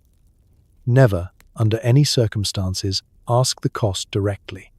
That is what your maid or chaperone is for, or in some cases, the long-suffering shop assistant who must interpret your delicate hints. If you must inquire, do so with such artful vagueness that it could be mistaken for idle curiosity. These are charming, are they not? One imagines they must be very much in demand this season, you say, while secretly calculating whether you can afford to eat cake at the next tea. If you dare to suggest that something is expensive, you risk being seen as both poor and ill-mannered, a fatal combination. If you seem too interested in bargains or sales, you are instantly branded as either an American or someone recently cut off by a distant uncle. Conversely, if you throw money about with abandon, you're flashy and unrefined. The safest course is to hover somewhere in the middle, neither rich nor poor, interested but not desperate, with an air of gentle confusion about the entire process. And never, ever act as if you actually understand the value of everyday necessities. If you betray even the faintest glimmer of knowledge about the price of cheese, bread, or God forbid laundry soap, you may as well tattoo middle class on your forehead. A true lady is charmingly ignorant of such matters. She simply allows things to appear, as if by magic, on the household accounts. Browsing, therefore, is done with maximum restraint. You must not touch too much, and absolutely never rush a decision. Deliberation is a virtue, so take your time examining every ribbon in the store, even if you have no intention of purchasing any. The shopkeeper will provide suggestions, which you must accept with polite interest and a practiced occasionally glancing at your chaperone for silent confirmation that, yes, you are above being rushed. If the shop is crowded, you must not jostle or compete for the attention of the staff. True refinement waits its turn, even if it means standing near the boot polish for 20 minutes. When it finally comes time to make a purchase, the payment must be handled discreetly, never with coins clinking or bills counted in public view. Ideally, your maid or companion takes care of this sordid detail while you murmur a gentle "thank you" and drift toward the door as if you have never actually exchanged money for goods in your life. Should you happen upon a friend mid-shop, the rules of parlor conversation apply. Never discuss actual items, prices, or worst of all, your budget. Compliment her taste, inquire after her mother's health. And for the love of Queen Victoria, never compare purchases. That would be the social equivalent of dueling at dawn. Finally, you exit the shop, carefully balancing your packages so as not to appear greedy or unladylike. Congratulations. You have successfully completed a Victorian shopping trip, having neither revealed your true desires nor your true finances, all while maintaining an air of practiced indifference and plausible deniability. Now you may go home, relax, and if you're lucky, secretly enjoy your new ribbon in a room where no one will ever know how much you paid. Attending church is like a military operation. You have to sit, kneel, and stand at precisely the right moments, and your hat must not obstruct the view of the woman behind you unless she's your rival. Let's set the scene. Sunday morning arrives, and the entire household is transformed into a flurry of activity so regimented that even the local regiment would take notes. The family assembles at the door, each member inspecting the others for lint, crooked bonnets, and the cardinal sin of mismatched gloves. The walk to church is not a stroll but a solemn parade posture, upright, gait measured, and every child threatened with eternal damnation if they so much as scuff their shoes on the way. Arriving at the church steps, you are instantly aware that this is the social event of the week more than any ball, dinner, or garden party. Everyone who's anyone, and especially everyone who thinks they're someone, is here, ready to evaluate your spiritual sincerity, your millinery taste, and the condition of your family pew. This is not the time for experimental hats.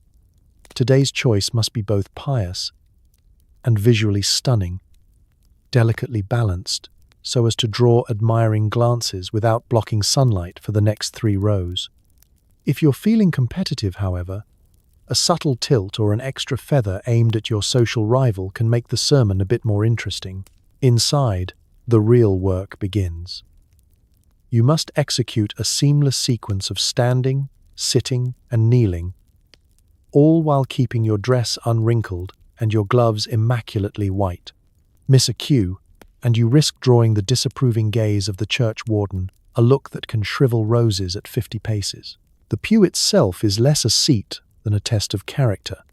Hard, straight-backed, and designed to encourage maximum uprightness and minimum comfort. Slouch, and you'll hear about it all week. Shift too much, and you'll rattle the hymnals, disrupting the sacred silence and your own chances at eternal salvation. Singing is another test of virtue and restraint. Hymns must be sung in tune, at a respectable volume, and with precisely the right amount of feeling. Too loud, and you're showing off. Too soft, and you'll be accused of spiritual indifference. If you can harmonize, do so subtly. If you can't, simply move your lips and hope the choir drowns you out. Dropping your hymnal is a disaster of biblical proportions. Recovering it with dignity is nearly impossible. During the sermon, you must look attentive, never sleepy, never bored, and certainly never amused, even if the vicar has just spent 10 minutes describing the finer points of turnip cultivation in Leviticus. Yawning is an unforgivable offense. And heaven help you if you accidentally catch the eye of a sibling and succumb to giggles. Every so often, nod thoughtfully, as if you're deeply moved by the discussion of the book of Habakkuk. And avoid all temptation to check the clock, no matter how long the lesson stretches. The offering plate is passed with the gravity of a royal proclamation. Your coin or folded note must be placed discreetly, never counted or fussed over. Give too much, and you risk accusations of showiness. Too little, and everyone will know. If you've forgotten your offering, feign a sudden need to cough or search for a lost handkerchief until the crisis has passed. The service ends with a delicate ballet of farewells, nods, bows, and the briefest curtsies. The walk home is another parade, and you must maintain perfect composure, especially if your hat held up and you managed not to faint during the second reading. At home, you may finally relax. Your posture can droop, your gloves come off, and your hat, victorious or not, can return to its box. You've survived another Sunday, and whether your soul is any lighter, your social standing has either held firm, or, if you played your cards and your feathers right, soared ever so slightly heavenward. There's a strict hierarchy for giving orders, issuing thanks, and pretending you have no idea how the stove works.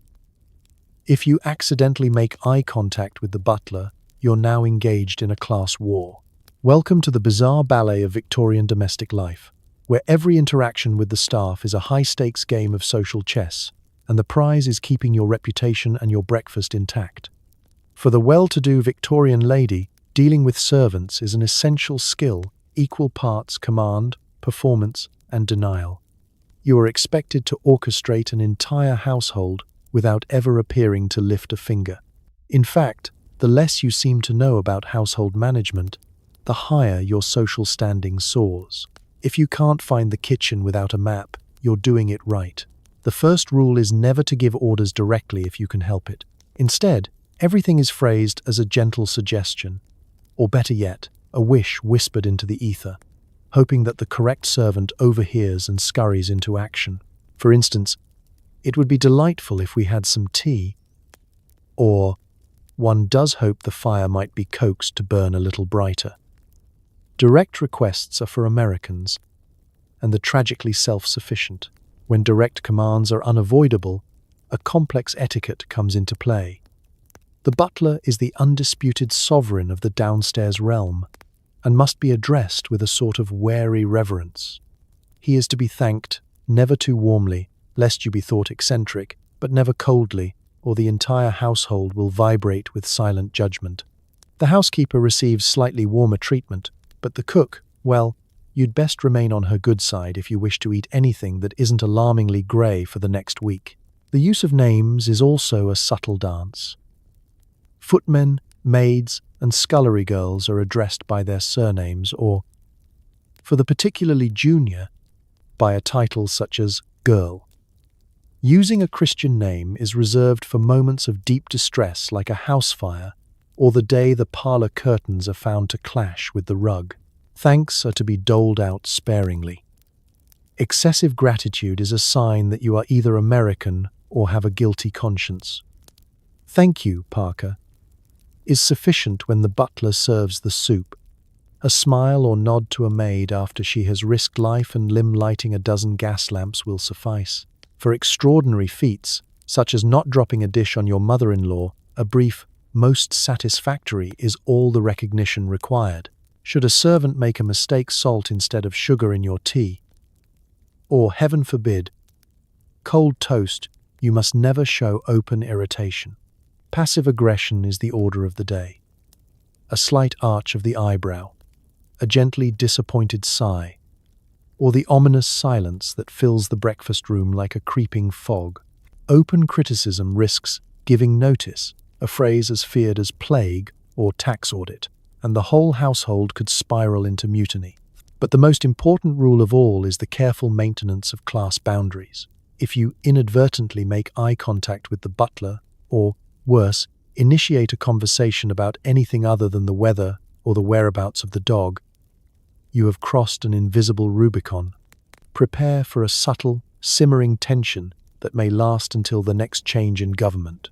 Pretending to be mystified by household tasks is an art form. If someone asks you how many eggs to use for a sponge cake, look faintly confused and suggest that cook would know best.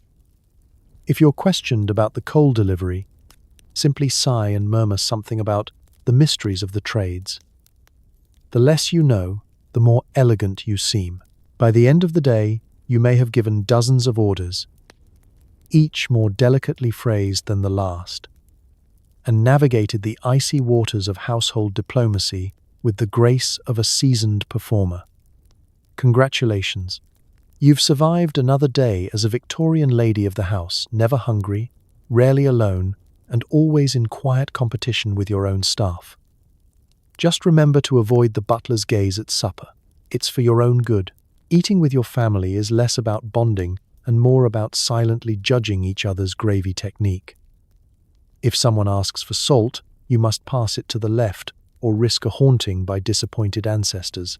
Let's set the table literally and figuratively. Victorian family dinners aren't a cozy free-for-all where stories are shared and laughter flows.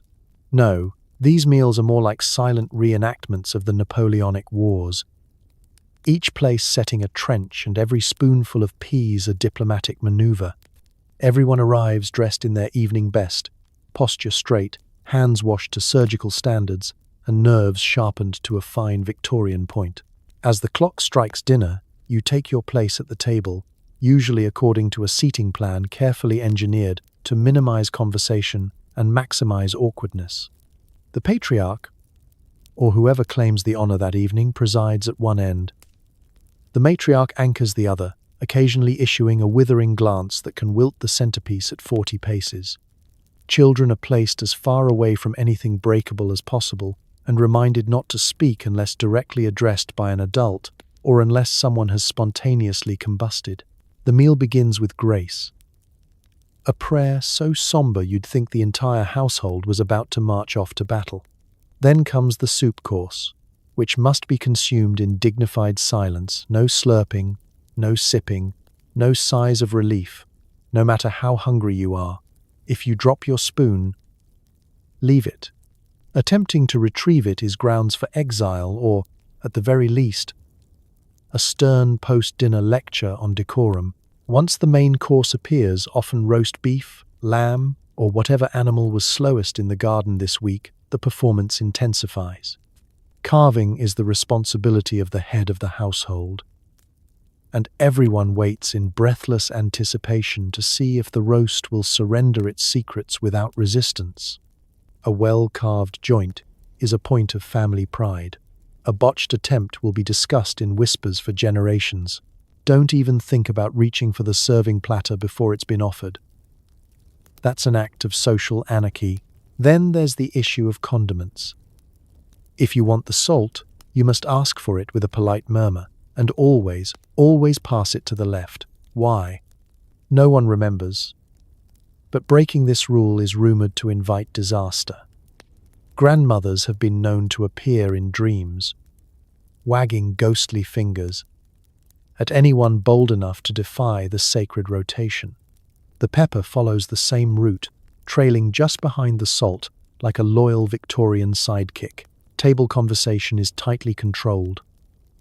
Weather, church sermons, and the most recent failures of the local cricket team are considered safe topics.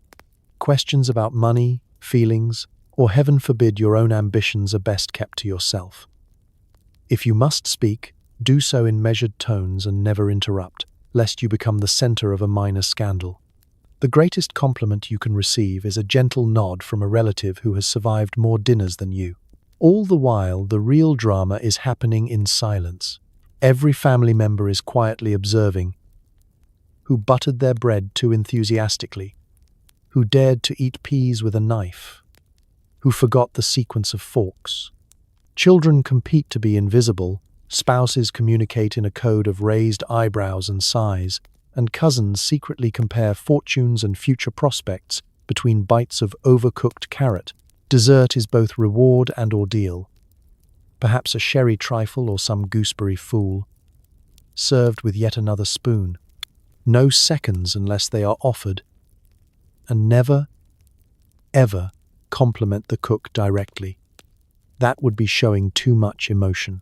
Once the meal ends, a ritual parade of thank yous is required, followed by a slow retreat to the drawing room, where everyone pretends they aren't exhausted from the effort of being perfectly Victorian. So, you made it through another family dinner, your posture rigid, your soul slightly bruised, and your etiquette just barely intact. Congratulations. The roast may have been tough, but you were tougher. And as for the salt, remember, always to the left, or you'll never hear the end of it even in the afterlife. Outdoor parties sound fun until you realize that croquet is actually a test of moral character and the sandwiches are a trap. Get grass on your skirt and you'll never live it down. Welcome to the Victorian garden party, a seemingly innocent gathering of friends, neighbors, and ambitious social climbers, camouflaged by climbing roses and the illusion of gentle leisure. If you're picturing an afternoon of laughter under the sun, think again. A garden party is less about enjoyment and more about navigating a minefield of unwritten rules, all while balancing a cup of lukewarm tea and a sense of existential dread. Your preparation begins hours before anyone arrives.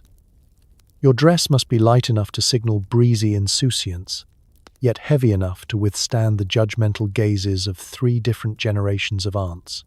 White is encouraged, but only if you're confident in your ability to repel grass stains, flying insects, and rogue strawberry preserves. Gloves are non-negotiable. Hats must have ribbons that will not be blown away in the first puff of wind. And your shoes pristine, impractical, and designed for everything except actual walking. Arriving at the party, you're met with the daunting sight of immaculate lawns, perfectly spaced chairs, and tables groaning under the weight of sandwich towers and cakes, so elaborate they look more like architectural models than food. A delicate breeze carries the laughter of your host, who, in reality, is probably frantically counting napkins and praying no one spills anything on her peonies. The opening hour is a tour of conversational quicksand. You must greet each guest, not too warmly, forward, and not too coolly snobbish. If someone compliments your hat, you must deny any responsibility for its magnificence. Oh, this old thing? While silently planning to have it bronzed for posterity. Every remark is carefully measured. Too many compliments, and you're desperate. Too few, and you're aloof. Then comes the food. The sandwiches are cut into geometrically precise triangles, with crusts so thoroughly removed you suspect sorcery. Do not eat more than one at a time, and never ever let jam drip onto your glove. The cakes are a trap. The more beautiful they are, the more likely they are to disintegrate upon first touch, sending a shower of crumbs down your bodice. If you survive the food, there's lemonade, a beverage both ubiquitous and suspiciously tart. Don't gulp. Sip and smile as though it's ambrosia, even if your taste buds are shriveling. And now, the lawn games. Croquet, for example, is not a casual pastime. It is a gladiatorial contest played with pastel mallets and forced smiles. Win, and you're branded ruthless. Lose too gracefully, and you're suspected of strategic incompetence. There are endless rules. Don't swing too hard, unladylike. Don't swing too softly, weak. And for the love of Victoria, don't miss the ball completely.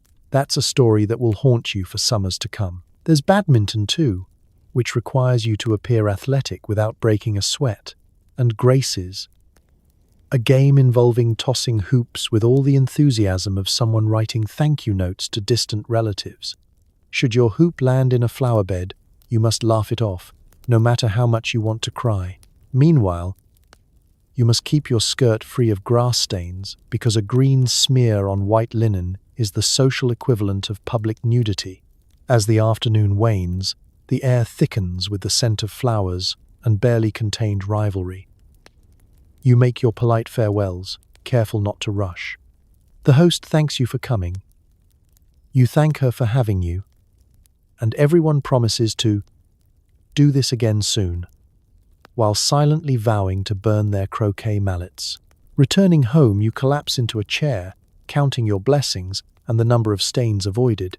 You have survived another Victorian garden party, one of history's most grueling social sports, where the only thing sharper than the lawn shears are the judgments made about your petticoat. Rest easy. You played the game and lived to tell the tale, jam-free, grass-free, and hopefully with your dignity more or less intact. Even dying comes with its own etiquette handbook. Black clothes for a year, no smiling for 6 months, and you must look sorrowful at all times. Bonus points for dramatic sighing. Let's open the creaky doors of Victorian, mourning an event that turns even the final exit from this mortal coil into a full-scale social production. Losing a relative isn't just a private sorrow, it's a logistical challenge, a test of your memory for rules, and a public performance where every gesture, fabric, and facial expression is scrutinized. If you think grief is simple, you haven't seen what happens when the Victorian handbook of mourning lands with a funereal thud on your life. As soon as the unfortunate event occurs, the mourning wardrobe emerges. Black is not just encouraged, it's mandatory. Not almost black, not very dark navy, but funereal, absorbing every ray of light, deepest sorrow black. Your outfit must be somber enough to convince even the most skeptical aunt that you are indeed devastated. Ladies wear crepe, a fabric so scratchy and cheerless that it could cause sadness in a room full of puppies. Gentlemen, meanwhile, adorn themselves in black armbands and somber hats, looking as if they've just been cast as the lead in a very slow-moving opera. But the clothing is just the beginning. There's a rigid schedule for how long you must publicly wallow in sorrow based on your relationship to the deceased. A parent? At least a year in deep mourning, which means black from head to toe, including undergarments, and, if you're truly dedicated, your handkerchiefs. For siblings, 6 months. For an in-law, you may get away with 3 months of moderate gloom, but beware the judgment of those who keep a close eye on your hemline. Expressions are tightly regulated. No smiling, no laughter, and absolutely no dancing, even if your favorite waltz comes on the neighbor's gramophone. Sorrowful sighs are encouraged, and the occasional dab of the eyes with a black-edged handkerchief is a nice touch. If you happen to see someone attempt a joke at the funeral breakfast, simply fix them with a look of such withering gravity that their tea curdles. Mourning isn't just about clothing or expression, it's about social conduct. You must decline invitations to parties, balls, and anything remotely joyful. If you do attend church, choose the pew at the back, and be sure to keep your veil firmly in place. And don't even think about garden parties, unless you want to be discussed by the roses for the rest of the season. Even your home must look the part. Black crepe is draped over mirrors and doorknobs. Clocks are stopped at the time of death, creating a house-wide sense of eternal twilight. Visitors come and go, bearing floral tributes and platters of bland sandwiches, all while competing quietly to see who can sigh the loudest or quote scripture with the most gravitas. There are, of course, moments of relief. Enter half mourning, a second act in this drawn-out drama.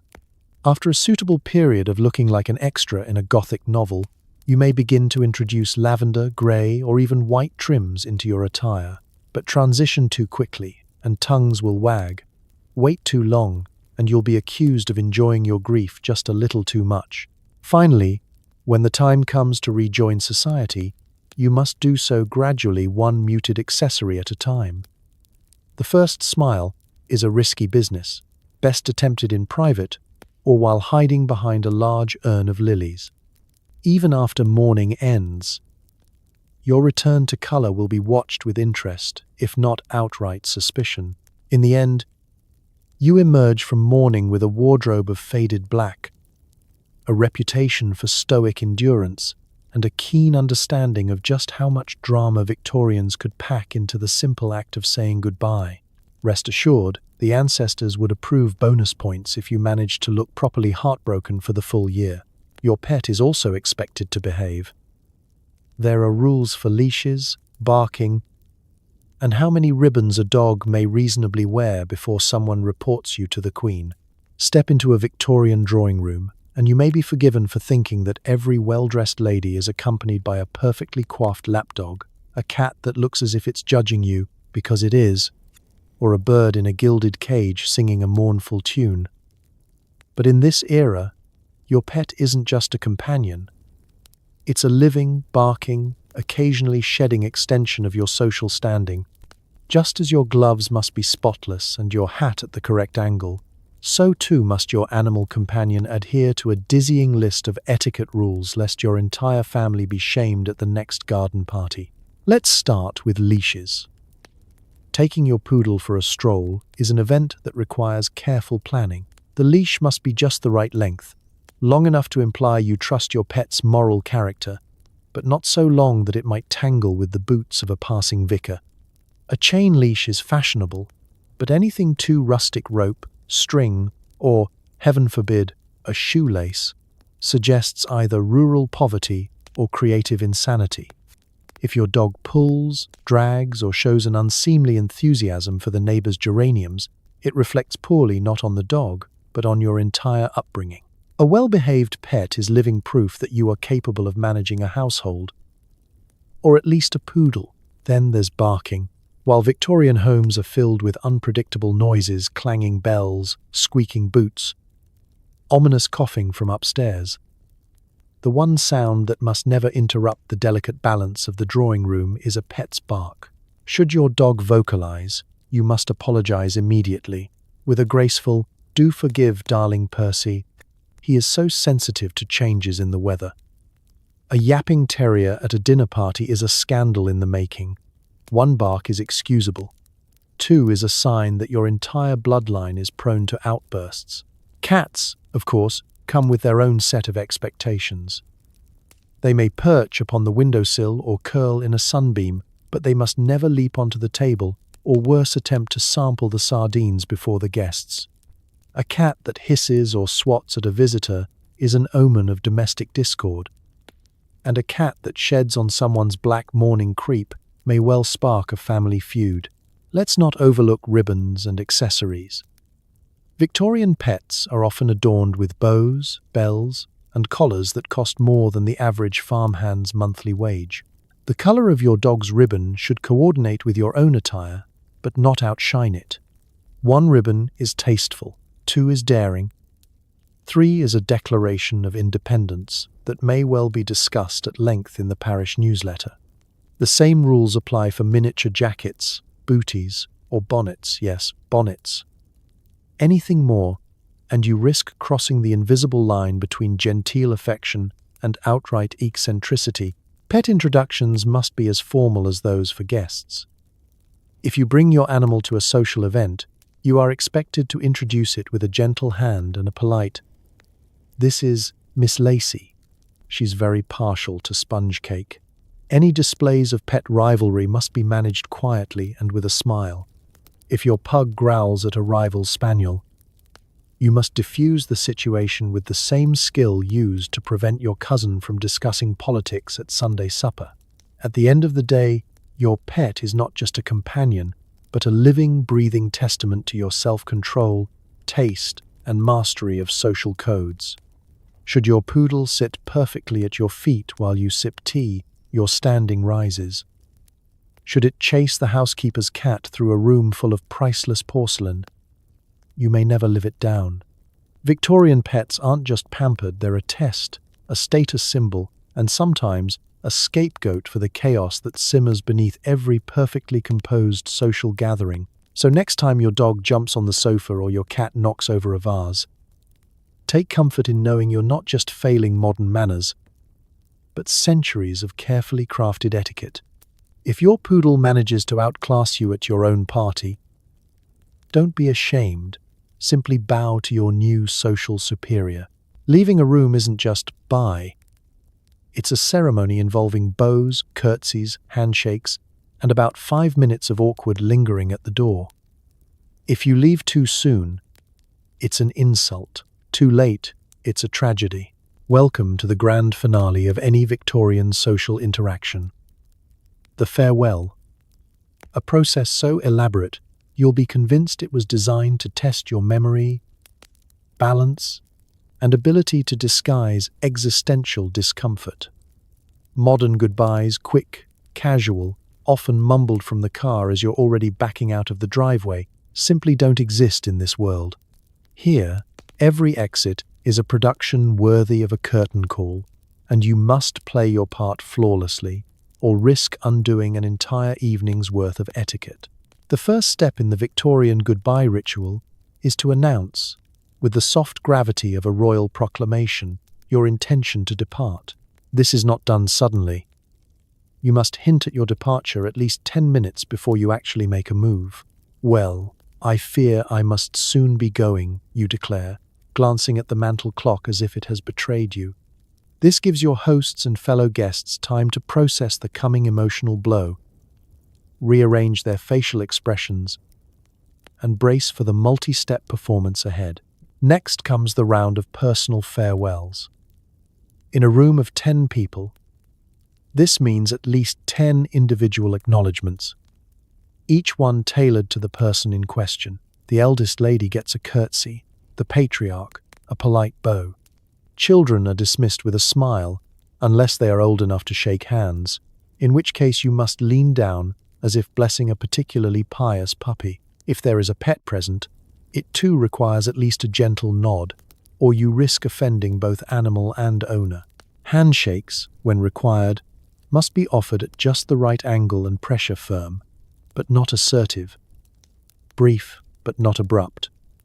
If you grasp too long, it's considered clingy. Too short, and you're accused of coldness.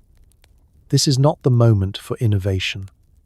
The handshake is choreography, not improvisation. Curtsies are performed with care, ideally without toppling over or revealing more ankle than society can tolerate. A proper Victorian curtsy is slow, dignified, and accompanied by a gentle lowering of the eyes. If you wobble, recover with grace. Smile as though you planned the entire thing. There is also the all-important verbal farewell. Every guest receives a personalized phrase, "What a pleasure it has been. So kind of you to have me." Or, if you're feeling daring, "I do hope we meet again soon." These phrases must be delivered with sincere warmth, but not so much that you seem overeager. Beware of the pitfall of repetition. Saying the same thing to 3 different people marks you as unoriginal. Once the rounds are complete, the real awkwardness begins. The doorway linger. Here you hover, clutching your gloves or reticule, as one last conversation blooms unexpectedly, or a host remembers some detail about the weather or your great-uncle's gout. You must engage, nod, and smile, as if every second is a delightful surprise, even as your mind has already left the premises. If you attempt to leave before the host has uttered the magic words, "Let me see you out," you risk serious social misstep. Finally, after what feels like an eternity of polite smiling and repeated assurances that yes, you have your parasol, and yes, you will send Aunt Agatha your recipe for plum cake, you are escorted to the door. Here, a final round of thank yous, bows, and handshakes ensues. As you step into the fresh air, resist the urge to sprint home. The farewell isn't truly over until you are out of sight and your host has closed the door behind you with a sigh of relief.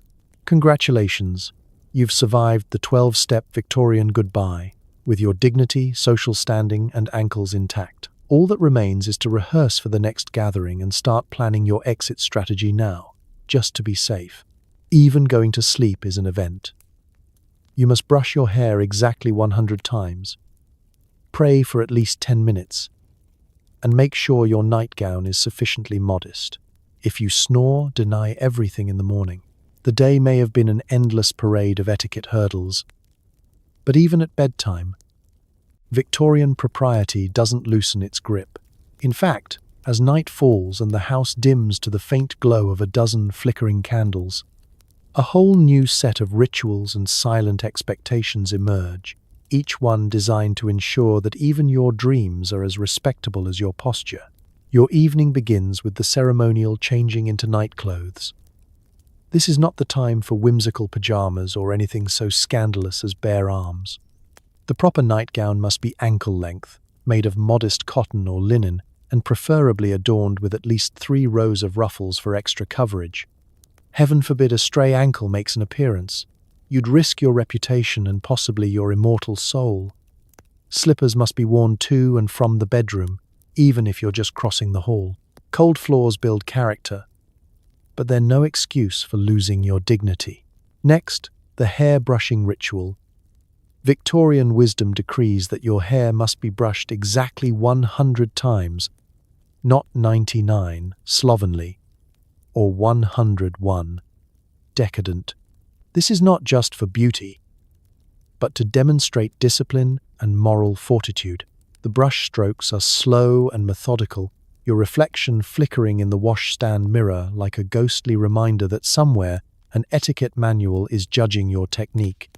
If a single hair escapes and lands on your nightgown, gather it up and tuck it discreetly away.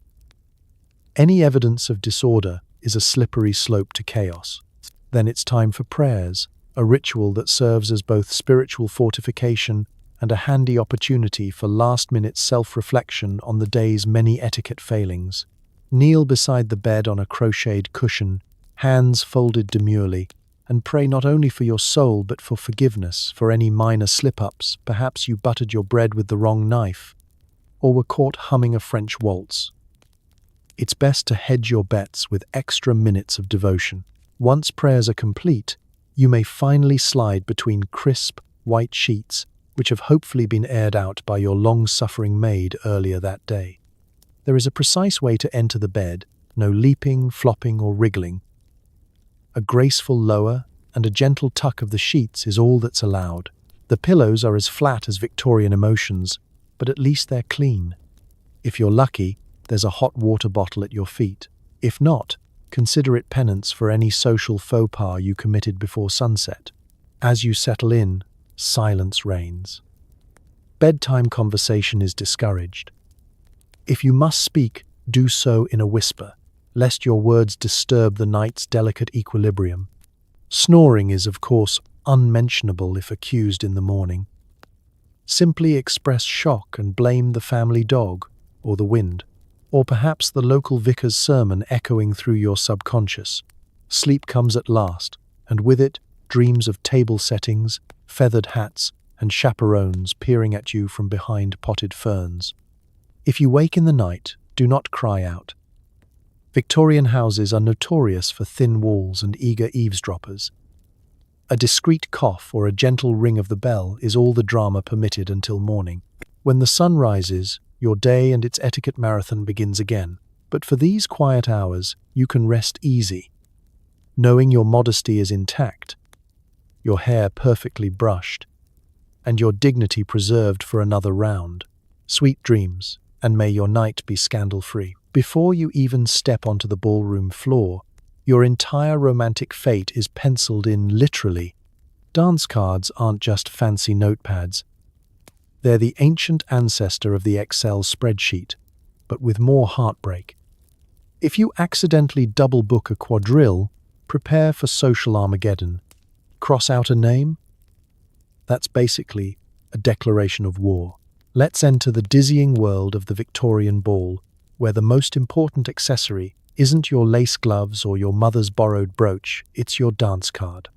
Far from a mere keepsake, this tiny booklet dangles from your wrist like a glittering time bomb, each page recording the potential triumphs and tragedies of your social season. The moment you arrive at the ball, you're swept into a whirlwind of introductions and polite negotiations. Suitors and friends sidle up, offering their arm and a hopeful, "May I have the pleasure?"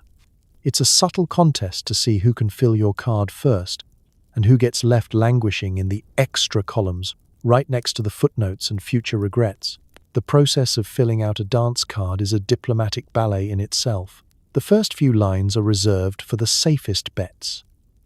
Family friends, reliable cousins, and the gentleman who rescued your fan from certain doom at last week's garden party. But every choice is loaded with meaning. Accepting a waltz from the wrong person can trigger weeks of whispers. Declining a quadrille with an eligible bachelor may set your mother's nerves jangling for the rest of the season. Every dance is a coded message. The first dance of the evening is reserved for someone of unimpeachable respectability, your brother, or perhaps your host. Accepting the second dance from a stranger is reckless. Offering the third to a distant cousin is desperate. Save the last waltz for someone special, or risk being the subject of the next morning's drawing room dissection. Cross out a name after it's been penciled in, and you might as well set off the fire alarm and move to France. The stakes are especially high with the infamous quadrille, a group dance that requires perfect coordination and nerves of steel. Double book it, and you'll unleash chaos, gentlemen comparing notes, mothers muttering in corners, and the orchestra eyeing you warily. It's a recipe for disaster, or at least a new family legend. And remember, the person you dance with for the supper set midway through the night's festivities will be remembered long after the orchestra has packed up and the lemonade bowl is dry. Dance cards are more than mere paper. They're living chronicles of your social journey. Tiny pencils dangle from silk ribbons, ready to immortalize each decision. The pages quickly fill with looping, hopeful signatures, each one a promise, a wish, or occasionally a warning. Don't let him lead the poker still recovering from last month. If you're clever, you'll leave 1 or 2 slots open for spontaneous invitations, or to appease an aunt who insists you give poor Mr. Weatherby a chance. Of course, managing the card is just the beginning. Each time the orchestra strikes up, you consult your booklet like a nervous general, scanning for names and praying you haven't mismatched a minuet with a mazurka. If you can't find your partner, you must circulate the room with gracious apologies, while everyone else looks on, pretending not to notice, but absolutely noticing. Losing your dance card mid-evening is unthinkable. You may as well misplace your identity. By the end of the night, your hand is cramped, your card is smudged, and your fate as either belle of the ball or cautionary tale is sealed in ink. But if you manage to survive the evening without double booking, crossing out a name, or accidentally assigning your waltz to the butler, congratulations, you have conquered the dance card. Victorian speed dating's answer to controlled chaos. Now you just have to explain to your mother why you saved the last dance for the mysterious gentleman with the questionable cravat. Good luck. Feeling unwell? Victorian etiquette has a feverishly complicated protocol for that. You must announce your ailments in flowery language, send handwritten apologies for every missed event, and absolutely never cough in public. If you sneeze during dinner, just move to another country. Welcome to the sick-bed circus, where being unwell is not simply a matter of lying down and sipping broth. It's an art form, a performance, and, above all, a logistical operation that would impress even the most seasoned general. A mere sniffle is not treated as an unfortunate side effect of living in a damp climate, but as an event requiring careful management of reputation, relationships, and hand-embroidered linens.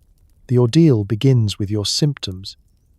If you suspect yourself to be under the weather, a phrase that, in Victorian England, covers everything from a full-blown fever to a mysterious feeling of malaise after reading too many romantic novels, you must communicate your distress delicately. Never announce, "I'm sick." Instead, you are a little indisposed, suffering from a nervous complaint, or feeling rather delicate this week. The goal is to inspire sympathy and concern, not revulsion or panic. Mentioning the specifics of your illness, especially if it involves coughing, sneezing, or anything that hints at the digestive tract, is unthinkable, particularly in mixed company. Missing an event? Prepare to write a flurry of notes, each more apologetic and ornate than the last. A proper excuse letter requires beautiful paper, a steady hand, and at least one reference to the doctor's strict orders. It is with the deepest regret that I must forego your delightful soiree, as Dr.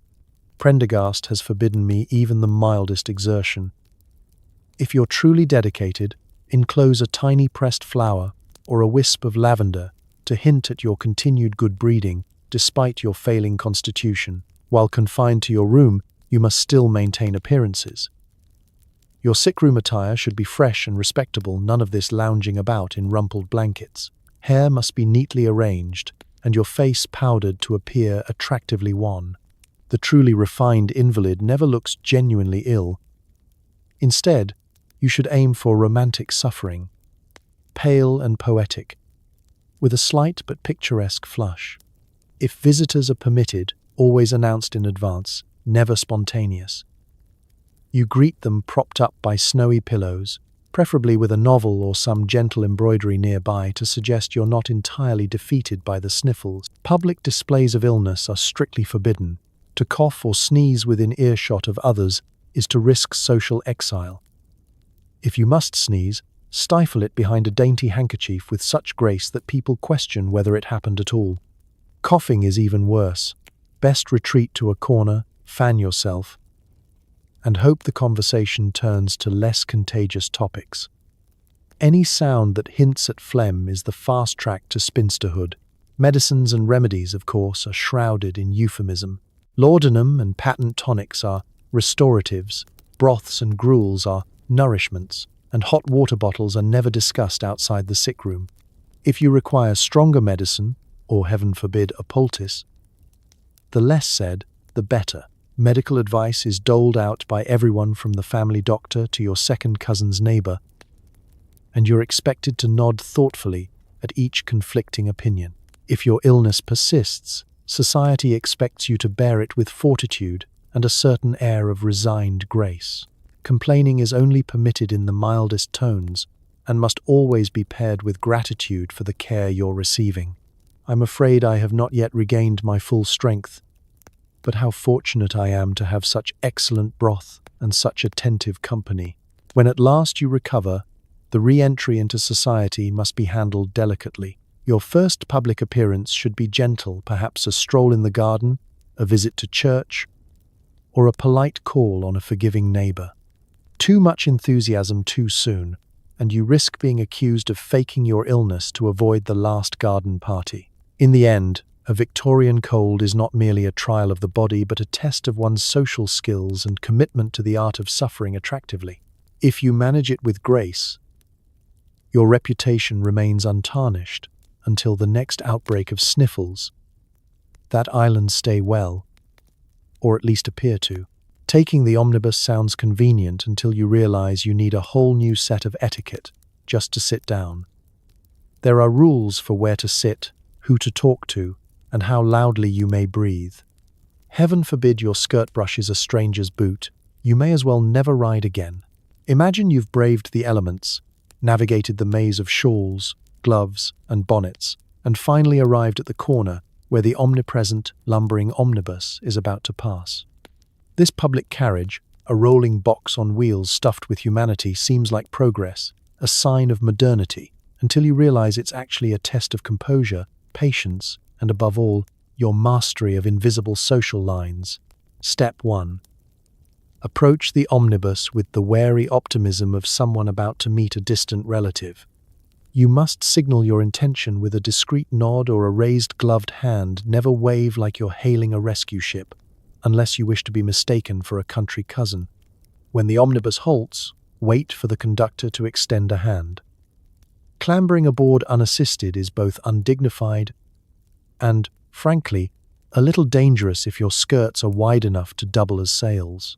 Now for the seating minefield. The front seats are for men, working folk, and those who wish to hop off in a hurry. Ladies should aim for a bench toward the middle, ideally beside someone of the same class and, if possible, the same degree of purse consciousness. Do not take a seat before your elders. Do not sit too close to strangers. Should you find yourself next to an unknown gentleman, a chaperone is recommended, if not essential. Sit with perfect posture, spines straight, ankles crossed at the daintiest angle, and both hands clutching your reticule for dear life. Conversation on the omnibus is, in theory, allowed, but only if you know your companion. Even then, keep your voice at the volume of a gentle hymn and choose topics more bland than boiled cabbage. Discussing politics, health, or heaven help you the weather with a stranger is scandalous. Eavesdropping, of course, is inevitable, but you must never betray your curiosity. Practice a polite, faraway look that suggests you are thinking deep thoughts or mentally composing a thank you letter to the Queen. Let's talk about the danger of skirts. Victorian fashion and cramped public transport were never destined to be friends. Navigating the aisle with your dress in tow requires advanced origami skills and an unflappable calm. Should your skirt brush a stranger's boot, offer a hushed apology and promptly shrink into yourself, knowing that you have just joined the annals of public transport legend. If you step on someone's toe, expect a scowl, respond with a regretful nod, but never, ever engage in open confrontation. Personal belongings must be managed with military precision. Umbrellas are to be held upright and out of the way. Parcels must be stacked on your lap, never the empty seat beside you, in a way that broadcasts, "I barely exist."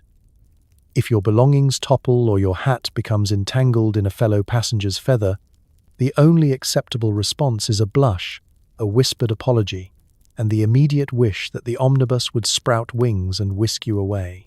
When it comes to disembarking, timing is everything. Announce your stop to the conductor with a quiet, confident murmur. and begin the complex process of rearranging your layers for an elegant exit. Never shove, push, or leap off the moving vehicle, no matter how desperate you are to escape. If someone offers you a hand, accept it graciously after all. Nothing says respectable like not tumbling headfirst onto the cobblestones. Finally, once your feet touch the pavement, pause for a moment of silent gratitude. You have survived public transport with your dignity mostly intact. The world of the Victorian omnibus is less about the journey and more about how you carry yourself along the way. You can now breathe deeply, but quietly, safe in the knowledge that you did not disgrace your bonnet, your family, or the sacred art of sitting in public. And if you never ride the omnibus again, no one would blame you. So here we are, drifting out of the candlelit parlours and back into your own cozy world. Tonight, you've survived corsets, calling cards, chaperones, and enough etiquette rules to fill an entire library, most of which boil down to don't be yourself, ever. You've managed to sip tea without slurping, faint with style, and navigate conversations so empty of substance they'd make a modern corporate meeting look thrilling by comparison. But beneath the layers of starch, lace, and societal panic, there's a real resilience in the way Victorian women endured the absurdities stacked against them. Every day, they managed to get dressed without a zipper, remember 1,000 silent rules, and keep their emotions tucked away beneath 3 petticoats and a polite smile. They made it through with humor, cleverness, and the quiet kind of strength that no etiquette book could fully explain. So as you tuck yourself into bed tonight in clothes that you picked out yourself, with pillows that aren't stuffed with horsehair, and without the looming threat of social ruin if you sneeze, maybe send a little gratitude backward through time. Thank those who smiled through the awkward silences, who faked a faint to escape a boring dinner, and who wore a hat that could double as an emergency shelter. All so the rest of us could live a little more freely. History isn't just a record of suffering, etiquette, and tea gone cold. It's proof that people have always been stubbornly hopeful and sometimes a little ridiculous. So take a deep breath, stretch out as much as you want, ankles and all, and drift off gently, knowing you don't need a calling card or a chaperone to claim your spot in dreamland. Good night. And may your dreams be free of corsets, complicated farewells, and surprise visits from the etiquette police. Sleep well.